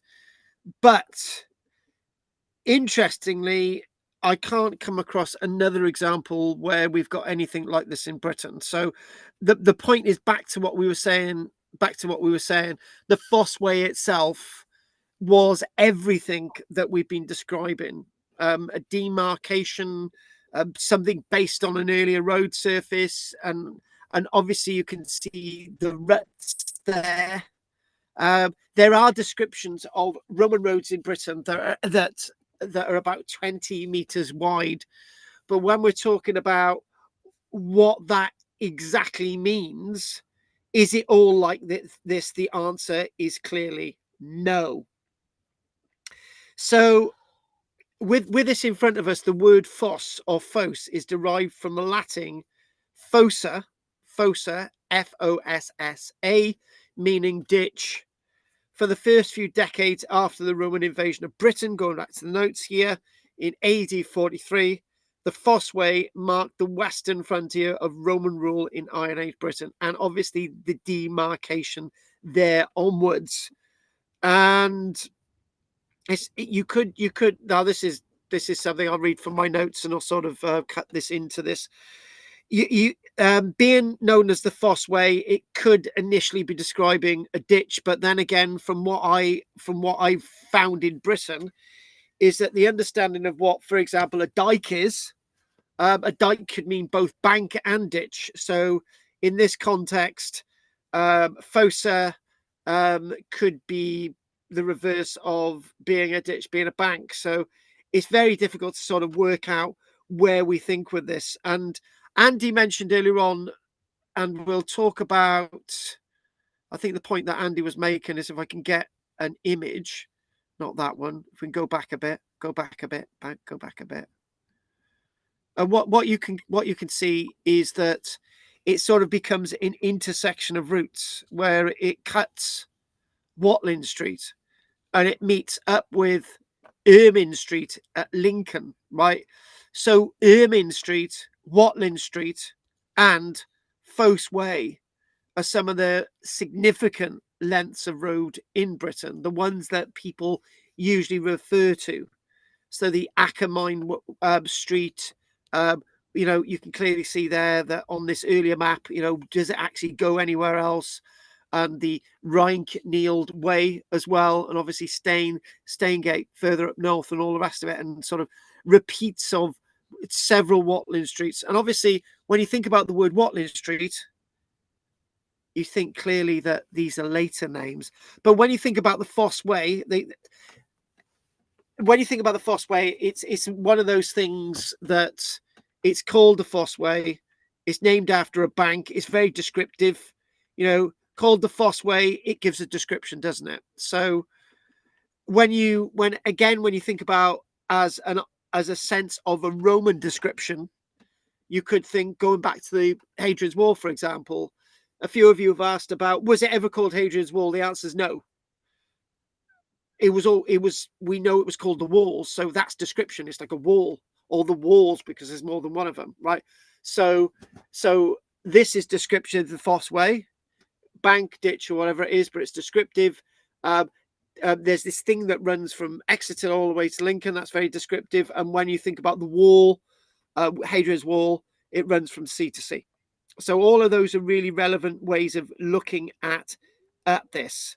Now, what we want to do, what I decided, right, before I did any more about the Fossway and sort of brought that to an end tonight, I gave myself a little bit of a break.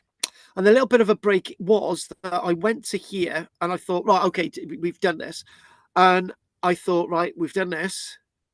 And I got to this and I thought, right, I something like this is really, really fascinating to me. And it's really, really fascinating because I love York. And if I didn't have Michelle in my life, I'd have married in my life. If I didn't have Michelle in my life, I would have married York, because York itself is absolutely beautiful. I'm massively in love with York. It's a beautiful place, and with the archaeology, I'm just really into the archaeology there.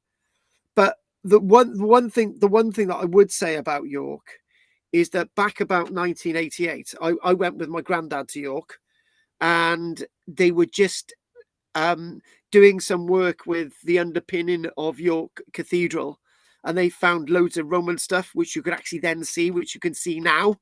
And this ties in back. It says in 2012. My notes here. 2000 December 2012, archaeologists from the York Archaeological Trust discovered a section of Roman road beneath York Minster's Undercroft. So they've underpinned it all. So they've had to quarry out what's underneath the cathedral, and you can see loads of stuff underneath. You can see Roman stuff, medieval stuff, Anglo-Saxon stuff, and there you go. Believed to be part of the Via Quintana. This road ran behind the Roman Basilica headquarters, and we mentioned it says Basilica is the central HQ of everything that's going on in Eboracum. And it's just describing, if we go to another image, that it was likely served as a frequently repaired high traffic back street in Eboracum. And there it is. You can see all the layers. It's a bit of a shame that this is the one actually provided by the BBC website. Actually, it said the road is thought to have been a back street, as we've established. Archaeologists have unearthed a section of a Roman road. Now, you can clearly see the layers there. Not very clear, but this is one thing that gets on my wick, is that when anyone's doing any excavation work and they're not really learned in Roman stuff, they're saying, oh, we found a bit of Roman road, and we found this and that, and they say this to the media, and they haven't actually gone out there and really checked their facts. But these facts have been fact checked. So archaeologists unearthing this, and then back to the BBC thing, it says the road was found during the construction of a new visitor centre in the Undercroft. So they've already found this stuff in the 80s, right? They found this stuff in the 80s, and they've excavated further to create an information centre, and lo and behold, they found more of the Roman road. The irony of that, the irony of that very thing. This is all done by the York Archaeological Trust, very experienced in Roman stuff. And this is another thing. I keep making this point, and this is coming out in this article. This is back again. This heads us to 2015. The archaeology is such an important vessel of understanding our heritage and our culture and our understanding of what's going on in York, that to display this, they spent £10.5 million to allow us to understand this archaeology. So the archaeologist describing this again, and I think we've got another image. Have we got another image of this?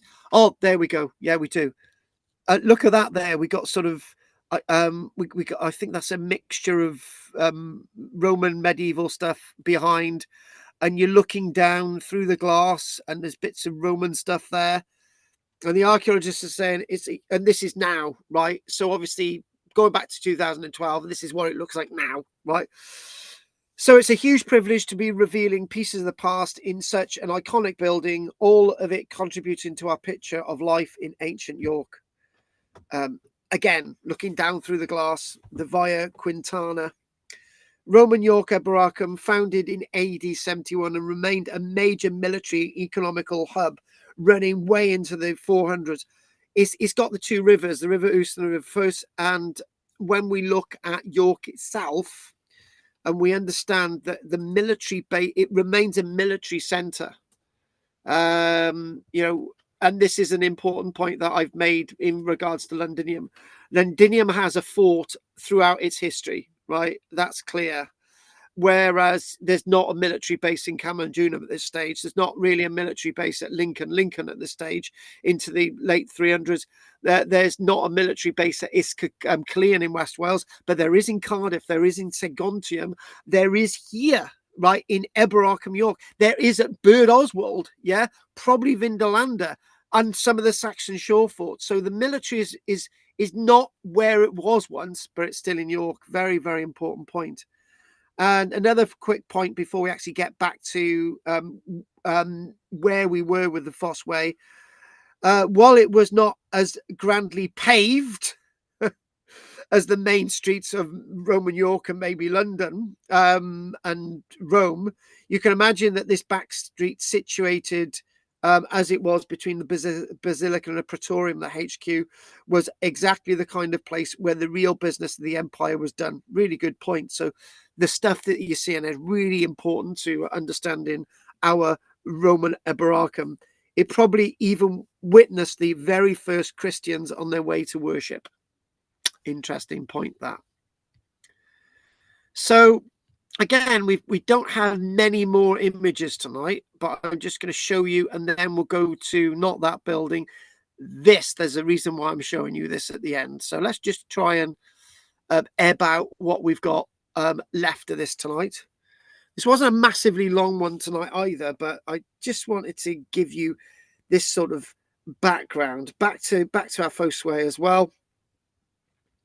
And this is really interesting. So what you can see, and from that description, let's read out the description. Nice little description there. Aerial, and there's a whole website. Interesting enough, there's a whole website.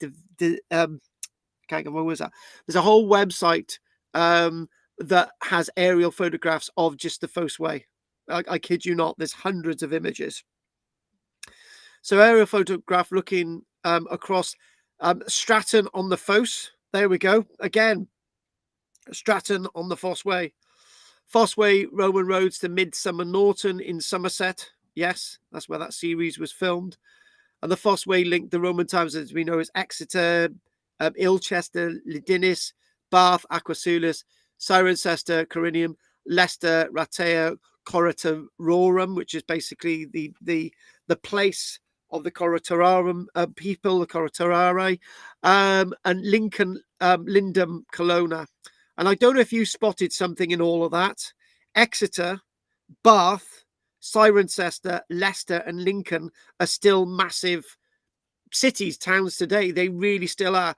You don't really hear about Ilchester, but that's pretty still big there. It's basically talking about, you know, what the word fossa means. There it is. So again, so the name comes from the Latin word for ditch, fossa, and it is probably that it was first constructed as a defensive ditch. So they're saying that, but obviously there we go, and it says it there. So it becomes a boundary. Only after several decades was the rest of England and Wales brought under Roman rule. And some people like me would say substantially. So were bits of Scotland.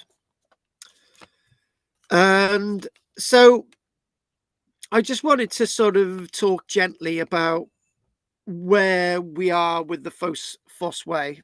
And if we move to the next image without the caption on it, and you can see it goes off into the distance. Now, this is one mistake that lots of people make with Roman roads. I've seen it. And you often come across written on maps, route of a Roman road, right? And they make that determination because it's straight. And somebody in the past has said it's a straight road, it's got to be a Roman road. If you've noticed, lots of roads today are straight, modern roads. They're not Roman. So you've got to think that where we are with all of this, understanding the landscape. So whenever you look at old maps and it says a Roman road, don't always be hoodwinked by what it's saying. They might not be Roman roads, but in this case, it definitely is. I'm not doubting that at all. We're not going to debate whether this is or it isn't. It definitely a Roman road. So many sections of the Fosse Way, and this is again an interesting point, form parts of modern roads and lanes and parish, district or county boundaries. So everything that we said, something that is intrinsically placed within the landscape, is thus that Fosse Way is still intrinsically linked within the landscape with everything that we said, everything that a Roman road should be and can be to us in the past, and today it's very, very relevant. One of the big mistakes I've made is wishing that when I'm looking at a map and thinking that where it's marked on a map it says San Helen is obviously relevant to the people today. Well, in lots of places in Cymru, Wales, where there's been massive depopulation, right, you find that where there are roads that are potentially Roman road built on earlier trackways by native peoples, they don't fit within the landscape anymore. They're neither demarcations, they're neither routeways, defensive or anything, right? But this is in the Fosse Way. That's really important. Some bits of the road, as we've seen earlier on, that trackway, that's a bridleway, that really nice bridleway. If we go back to the bridleway, we can't not have that image of the bridleway again. That was a really nice image. I like that one. Not that. There we go. Some of these are only accessible by foot today. Other bits are not. They've been inadvertently destroyed. But that's life over a period of time. But they're still relevant within the landscape, as we've said. You know, boundaries and sort of lanes and roads and so on. So several place names on the route have the suffix Chester or Chester or Caster, which is derived from the Old English being Caester or Kester, Ceaster or Caester, where the A and the E joins makes one road. Castor meaning camp or military camp, right? But when we use terms like it's a caster or a caster, it's a military camp. It may have been a military camp at one stage, but within a few years, the Roman military had, mind my French, buggered off, and it became a location of settlement, like as Lyndon became from a legionary fortress, Lincoln, to a place of civilians, like when we look at Caerleon, Isca in South Wales, that became a civilian locality. York is different. It remains both civilian vicus and a legionary site. A lot going on there, really, really is. It's a special place, York. You feel it in the air. So some settlements, as we've already seen, are named Fosse, right? And if we go back to that image that we had earlier on, which is, we're coming back to it, which is place names. There we go. We've got Stratton on the Fosse. There we go.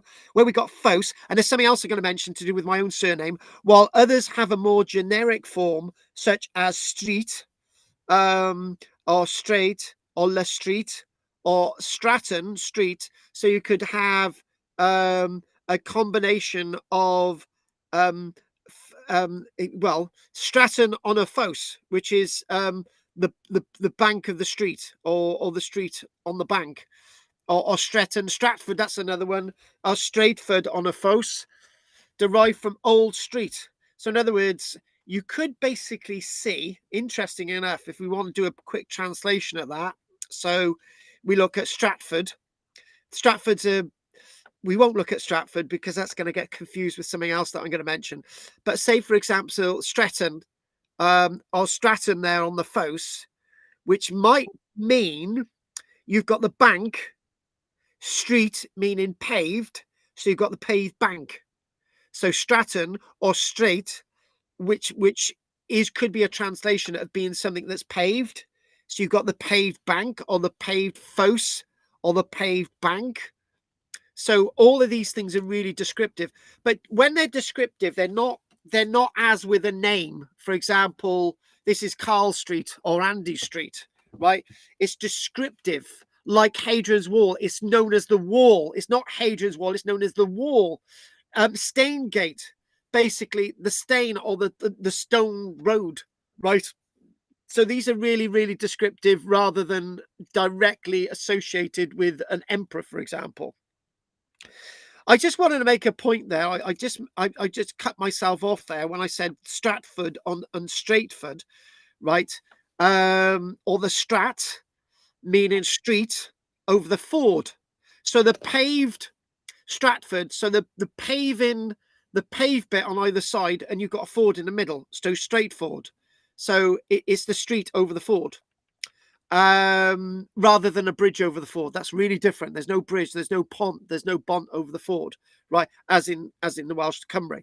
So my God, I wish he'd get on with the point. So the point is that I had this nice man write to me one day, and he said, I understand you're a Langford. And I said, yes. And he said, did you know that there are lots of Roman roads associated with the place name Langford?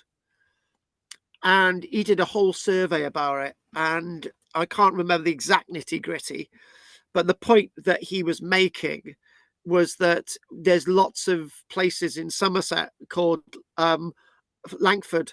For example, there's Little Langford, Langford End, Langford Beagle, there's Hanging Langford. And yeah, there's Langford. So lots of these localities, according to this guy's research, and I read it, were associated with Roman roads. Not always, but it's a lang, it's a long ford. So as we come to the end now, we can see there that's Castle Coombe. And do you see the point I made earlier on? That's the point there. This is a modern road. That's straight.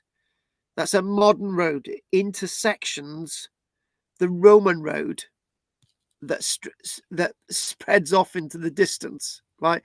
And being that the Fosse Way is over 300 is over 200 miles, 230 miles long, right? That's a couple of miles there, isn't it? So, but as the crow flies, the crow would have to take some bends. And it's a topographical thing, or it's also a territorial thing between whoever was there once and whoever was there now. I don't think a survey has ever been made, but if we want to go back to the point of division and making these as divisional former tribal landscapes. So if we just discuss something quite quickly. So I think the point there, if we again border that as the core of the Atrebatii people, right, with Caliva Atrebatum in the bottom center, we could basically say that maybe the road London and sort of Verulamium, if you ignore Ermine Street, that's sort of the area of the Trinovantes. It doesn't always work, but you can sort of get an idea of what I'm actually saying, right? And if we talk about that's approximately the Duratrigi people. There we go. They're sort of enclosed by this triangle, is sort of going a bit further north, and so you've got the Belgi. It sometimes works, it sometimes doesn't, but you sort of can get the idea of the point that I'm trying to make. And again, this is more like forensic archaeology without needing to refer to the history. So, and Will could argue, why the hell were they on Anglesey and all the rest of it in regards to the Romans and Suetonius Paulinus and all the rest of it. But that's another debate for somebody else who does history, not archaeology. Now, I wanted to not do this building, right? But I wanted to do this. And as we come to the end here, this is rather interesting. And there's a few points that are rather interesting. In fact, this is concluding everything that we said. Can you see that the blue things, or aquamarine blue, referring to towns, easy. Coloni, basically there, that's Lincoln, where the cursor is, which became a proper town. The Coloni York always remained military and civilian. The civitases, the yellow ones, are associated with, you could say, former tribal people's capitals, right? And that yellow one there is slightly out of kilter, but, you know, that should be Kyle Went. But the point I'm trying to make here is that you can clearly see that where you've got my cursor, that we know that there's a bit more of a road following, but there is nothing there in regards to a massive Roman center. The road doesn't continue, right? The point being is roads are going into areas where things are happening. But you could argue, hang on a minute, shut up, Carl, that's Cornwall, right? But tin is going to be taken out via the waterways. And then that leads us to the other waterway. So what you've got here, you've got the likes of Glevham, and it says there harbour, right? And what you've then got is these waterways here, major waterways through to York, for example. And obviously we've got the Thames, the Thames River itself, that is massively important to, you know, Londinium. Yeah. One of the things that I wanted to do quickly at this little break, I was trying to chase sheep around the field and feed them and so on, well over half an hour ago. I wanted to get you a map that I could try and show you, but for some reason the lower map of my stuff I can't find, right?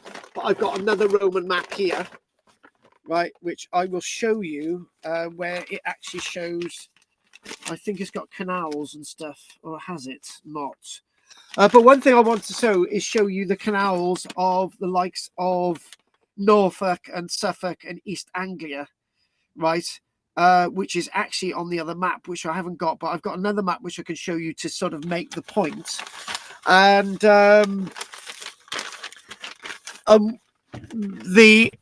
the other thing that you can clearly see is that if you follow the cursor and you go all the way through here, right, you can clearly see that not much of Cymru Wales has got any real Roman stuff in at all. It has got quite a few military things. There's some stuff in the south, some stuff in the north, but not really into the heartland. Going back to Cornwall and going up to Hadrian's Wall, there are places, right?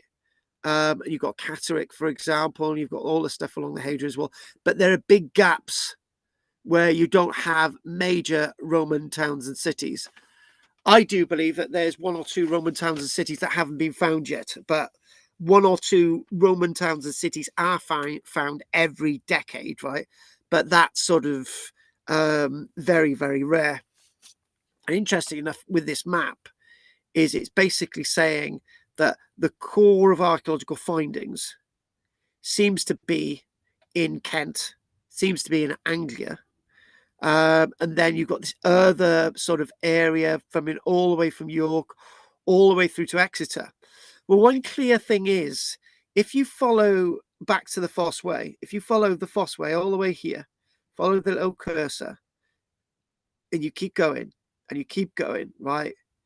Can you see what's going on the left-hand side? There's not as much going on the left-hand side in regards to Roman era Britain, in regards to finds, towns and cities. It always seems that the Roman era Britain, up to 60 AD and all the way into the 420s, 430s, is primarily on the west-hand side of the Fosse Way. And you can clearly see that. And that's a really, really interesting point. And this green stuff here, this green stuff here, and this green stuff here was boggy, marshy ground in the Roman period. And I've seen another map where there are big chunks of where the cursor is that were still boggy and marshy in the Roman period, where there are no relative towns and cities. But you can see a civitas here, which is that Bury St. Edmunds or Castor St. Edmunds? I can't remember. But again, this concentration, and it's almost as if Rome, I don't know, didn't really catch on as much in other parts of Britain as they had down in the south. On that note, I'm going to start off with this little map that I got in front of me.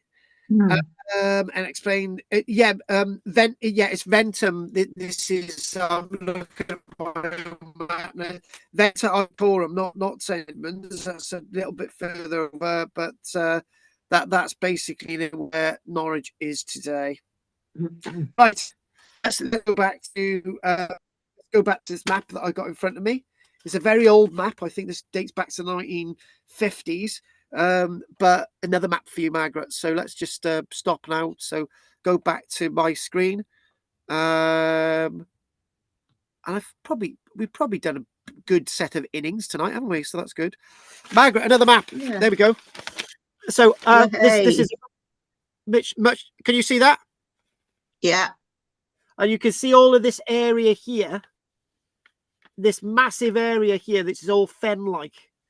Massive area, which isn't usually shown on the maps. And what we've got lots of fen stuff down here near Colchester. Chelmsford is a really interesting place to sort of look at and study. And you can see lots of little villas and stuff on the margins. But when you do look at maps, it's a shame that maps don't show this absence. And there is another map which is part of my Roman Britain series that is gone walkies at this minute. But when I get that actually clearly does show canals in East Anglia, which maybe is something that we could do again. Right. Okay. I think Margaret's chaffing at the bit. So Margaret, anything you'd like to say? Well, I just wondered, our second bit is Britain. The second largest city in Britain today is Birmingham. And it didn't seem to exist in either Iron Age or Roman Britain. It didn't get developed until the Anglo-Saxons came. But it was a major junction for Roman roads, which it still is today, isn't it? Yes. And places like there, obviously, we do have something in Manchester, but I think Birmingham is more of an invention of the industrialization of Britain, where it's got all the salts and the brine, and it's got all these sort of clays and all the rest of it, and sort of going into the sort of idea of Staffordshire and sort of developing all of that. And then you've got canals and all the rest of it. So I think probably Birmingham is the last sort of tamed area of Britain. Well, you could say that big chunks of Cumbria, Wales are, and Cornwall and Cumbria, but I see your point, and that sort of adds in with what you've just said. But if I go to this little map here, which is my ancient map, you do see it, and you just basically say, obviously you've got Birmingham here, haven't you? So we got Wroxeter, right? But you've got this sort of big gap then, and obviously you've got Manchester there marked. But yeah, there are big junctions of roads. Yeah, it's the Spaghetti Junction. Yeah, exactly. You've got Little Chester. Yeah. You've got another Stane Street there, and you've got the yeah. You are right. You are right, because this sort of goes through Birmingham, doesn't it? Where you've got Watling Street, right, and you've got the Easy Road, the Ermine Street, the sort of bypasses, all that stuff there, and goes all the way then up to Eberarkham, York. And then that road itself then goes all the way up north. So in a way, you've got and then it all meets in Londinium, then, doesn't it? So yeah, so it was just a big junction. Spaghetti Junction, yeah. I tell you what, right? I can't stand that road. I don't think anybody can. Do you know? I remember the first. Can I say something really naughty, right? Just between you and Margaret, me and you, Margaret, right? Something very naughty, right? I'm going to build this up very naughty. On the first day of driving on the motorway ever, right? Because the council turned around, because when I was in Cumbria, they said, right, we're not going to pay for your train fare anymore. We're going to give you money for fuel, right? You could drive up all the way to Cumbria. It took me 9 hours. I've told you this before. But I got to that Birmingham stretch, right? And I thought I would try it out. I went 120 miles an hour on the motorway. I got through Birmingham pretty quick. I'd never do that again. But I went down the wrong bloody road, didn't I? I went down the toll one. Oh, well, yeah, you know, that's packed out with romantic novels. Oh, that toll road. Did you know that? Mills and Boons. Yes. Mills and Boon romantic novels, thousands of them have all been made into pulp. Millions. Wow. For the toll road. Exactly. And that's actually pretty good for the surface, because you know, when I said about standardizing roads, we're only looking about standardizing roads in the last 20 years. So before that, we've got Mills and Boons roads. We've got concrete roads.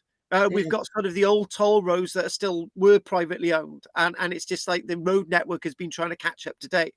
But I don't think we'll ever have a really good operational road system in Britain, because it's such a weird shape, Britain, isn't it? You've got bits which are really wet over in Wales and Scotland, and you've got down the south it's really dry, so you've got to use different materials. But the Romans had the same thing when they were going across the sort of Somerset.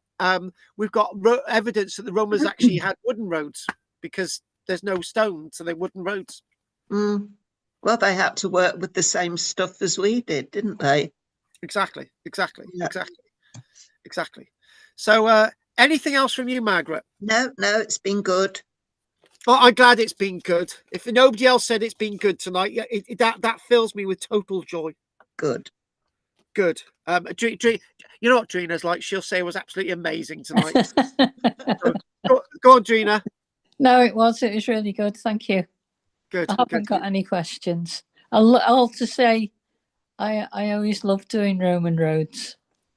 That's one of my favourites.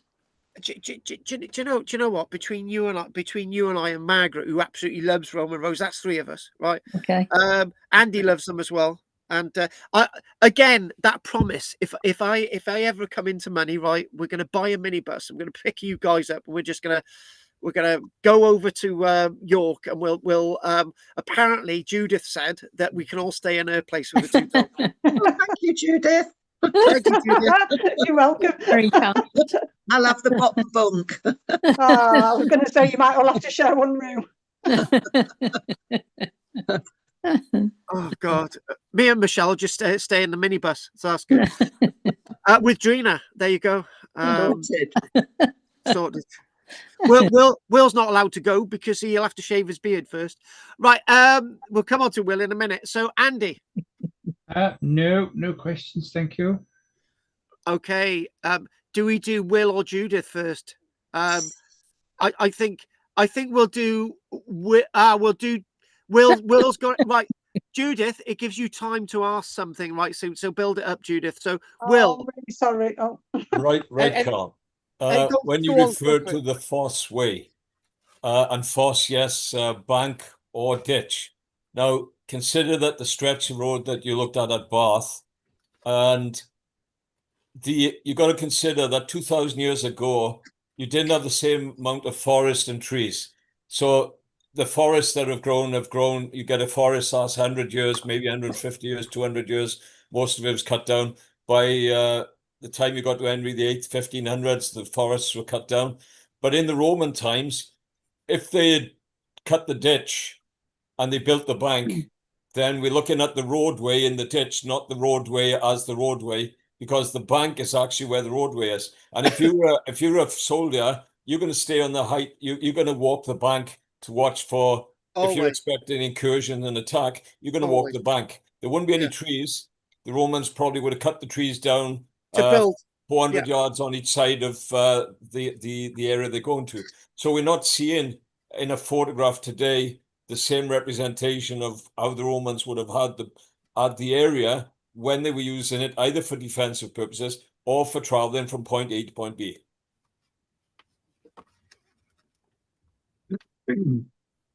So the Fosse Way itself is just a very, very powerful symbol of everything, because it takes from what was going on before that. It takes on board everything that we've said and will, and just it takes on the idea that this is something very special, based on people's mindsets and representations of cursus and monuments and what the Romans were trying to do, and obviously the ditch and the bank and trying to see and division. It's so much of everything. It's something that survived. It's something that's still with us today.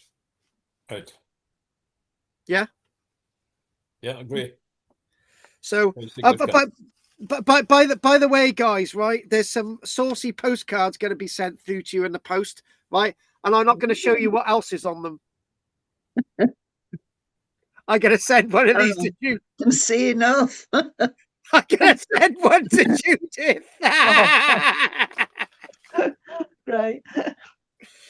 Oh God! Right. Okay. Right. Anyone got anything else they want to say?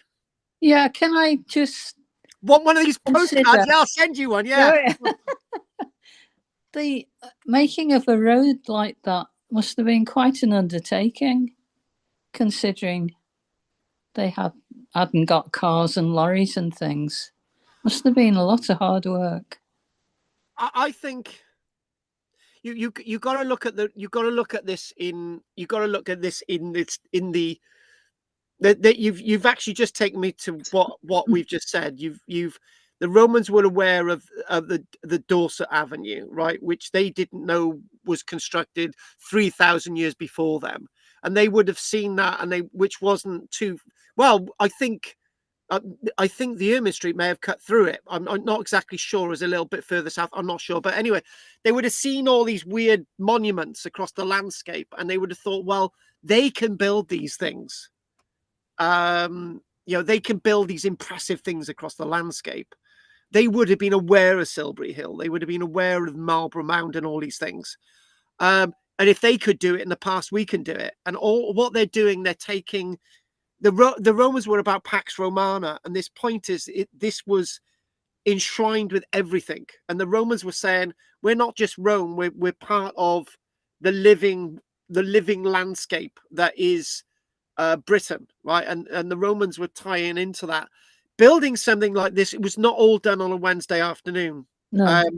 It took you saw that illustration, didn't you? There were all these different layers, right? They were built over different time spans. Yeah. And even if you think about the modern day and age, you're talking about millions of tons of material to produce something like that. Even today, that would be a feat of engineering in itself, right? Because you've got to quarry it, you've got to move it, as you've said, without existing transportation. It's a lot more harder, right? And you usually think, oh, you will dig a ditch and create the material, but most of the material used to create this is not from the ditch, right? It's brought in. So I think if we go back and think, right, the Romans didn't need to build anything like this. If it's just a road, right, they didn't need to build anything like this, because they got away with building things that were pretty shoddy across the rest of Britain, right? They didn't need to build anything like this, but they did, because it was a statement. And any other roads that are like this, which there are other examples in Britain, right? In fact, oh my God, Drina, you've reminded me of something. I don't know which one. I'll probably come across it. There's a stretch of Roman road in Britain that uses an earlier dike. And when I say dike, I mean a bank, right? Some parts of Britain say that a dike is a ditch. In this instant, it's a bank, right? And I think it's known as a dike, right? So You do the research and it says there's a dike going across the landscape. It doesn't say it's Roman. There's a dike going across the landscape. I think it's somewhere in the east of Britain. And then when archaeologists looked at it, they thought, oh my God, there's a Roman road running across this, because it already existed. So what the Romans did, they used it, and that goes to feed in with what we're talking about with Staingate, that sort of boundary up north, Ermine Street, and it sort of juxtaposes with all of this, following what's there, owning what's there, right? Owning the existing piece of the landscape and putting your mark onto it, and then that assigns him back to everything else. So when you've got I get so much criticism on the internet. People say, oh, all you are, Karl, you're just somebody that that emboldens and shouts how wonderful Rome is, and you keep saying that Rome did this, Rome did that. Well, I actually say the reverse.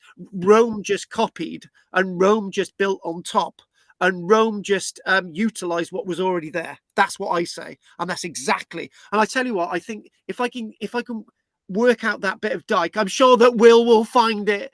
That's your homework, Will. Right, you've got to find the dike. He's past Power Britain. He's going to love this one, right? And it's got something like Witch's Dyke or Knob's Dyke or something like that, Devil's Dyke or something like that, And there's a Roman road on top of it. It's great. Karl, I'd say from my memory, dike is actually a Viking word. It's from the north of Scandinavian. It's not a Roman word. It's not an Anglo-Saxon We're not word. saying it is, but carry on. But so I'm saying to you, when you think about the Vikings coming in between 500, 600, 700, 800, 900 AD into Britain, into Anglesey, into the north, into York and into the north, they built their own defensive works against the Bretons and the Anglo-Saxons before they negotiated. And when they built settlements, of course, they protected themselves. So dikes, back my memory, I can't go back, that the word is of Scandinavian origin, and the Vikings quite likely built the dikes as protective defenses against the current population of the country.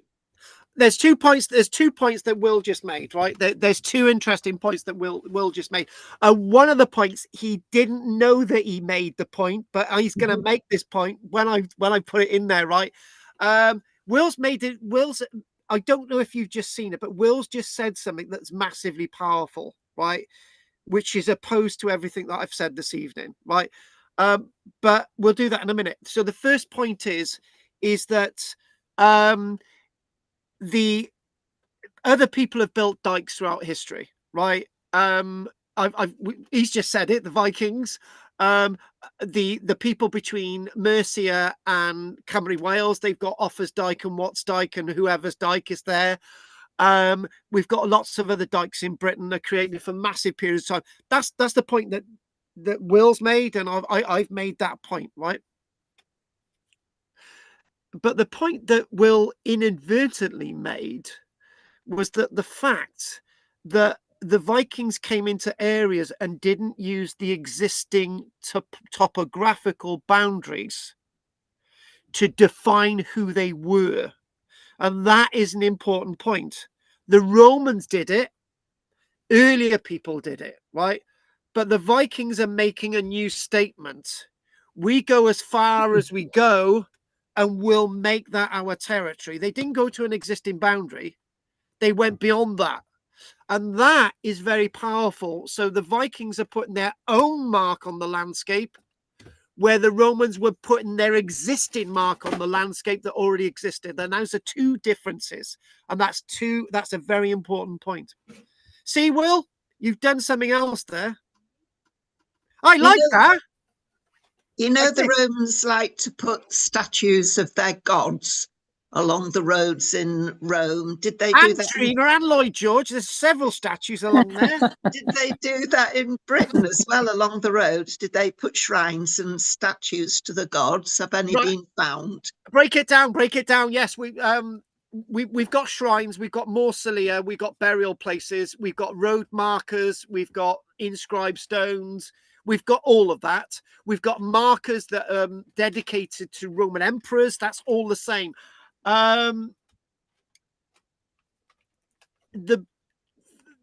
I've gone as far as I could with that, because what we are finding now, we're finding busts, and we're finding stone carved stones and all the rest of it. We can't really put them into the landscape. It's quite likely that we got shrines and all the rest of it. We may have had certain statues along different bits of the landscape, but I'm struggling I'm struggling with my ability to say that, because it doesn't feed in with what we know about Roman era Britain. If we're sort of in Rome and sort of Italy and France, yeah, you could understand that these statues, but it doesn't. Everything that we've said about shrines and mausolea, that ties in. We've got the archaeological evidence with sort of all the rest of it along roads. You watch Time Team and so on, but actual big statues and along routes and stuff that we might find on the continent, Erie doesn't fit right with me. Right, the rest of it does. In towns and cities, yes, but the rest of it. Actually along routeways and finding a big statue, it doesn't really feed properly, because it's not the type of cultural thing that the Romans would have been able to feed into. Too cold and wet. You kind of picture them in a warmer setting, don't you, somehow? And you've got me out of the difficulty of that question. Didn't they find quite a few things in Carlisle, though, Andy?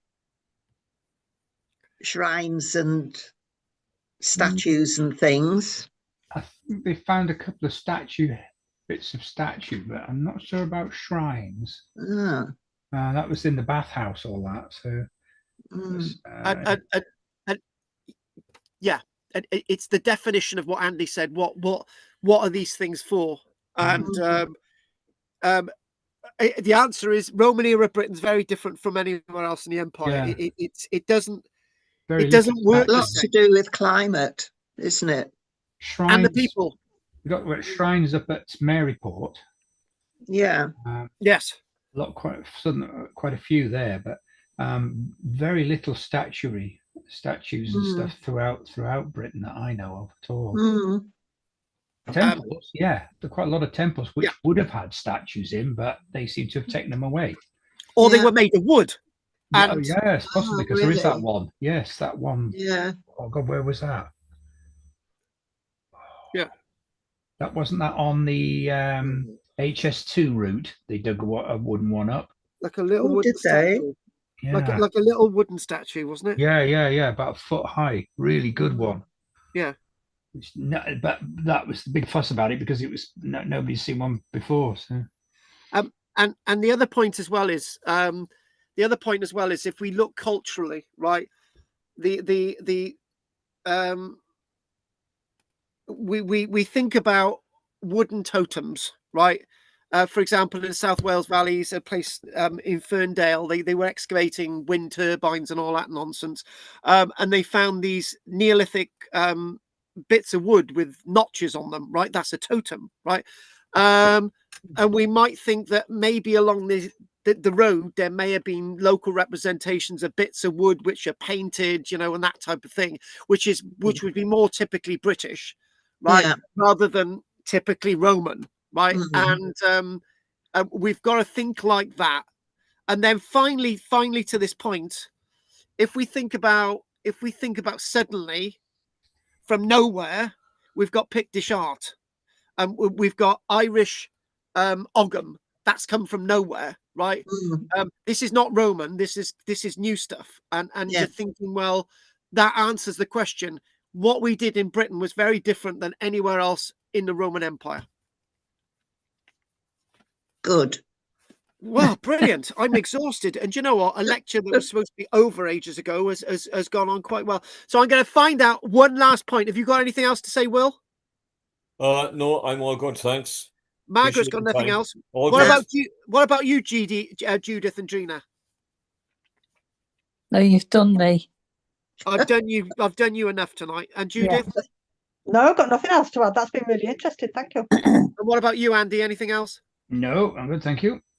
Right, okay then. Well, that's been a blast. We can finish 2 minutes before 10, which is very early for us. So anyway, thank you for your contributions tonight, everybody, because that was brilliant. And David had made a contribution tonight as well, which we're all going to look up. Yeah, we're going to have to find out about that. I'm going to look up that straight after this. So the Castle Rig Other Stone Circle in a farmer's yard. Got to look that up. There's a Roman marching camp near Castle Rig as well, isn't there? Yeah, Dave dug it up. Don't mention that. Flippin'. This would be like Gilbert. He had little secrets, including. It should be, because you got to go from Ambleside. One day's march. Would be about there, wouldn't it? Yeah. Would it? Yeah, because get through Grasmere about what 15, 20 miles, whatever. 20 miles. Oh yeah. If you look at it that way, I was thinking about 10 miles, 20 miles. Yeah. I can't find it. It isn't that far. So. And only was 20 miles again, and you're in Gretna Green. Yep. Yeah, that is right, isn't it? No, it's a bit further than that, isn't it? Yeah.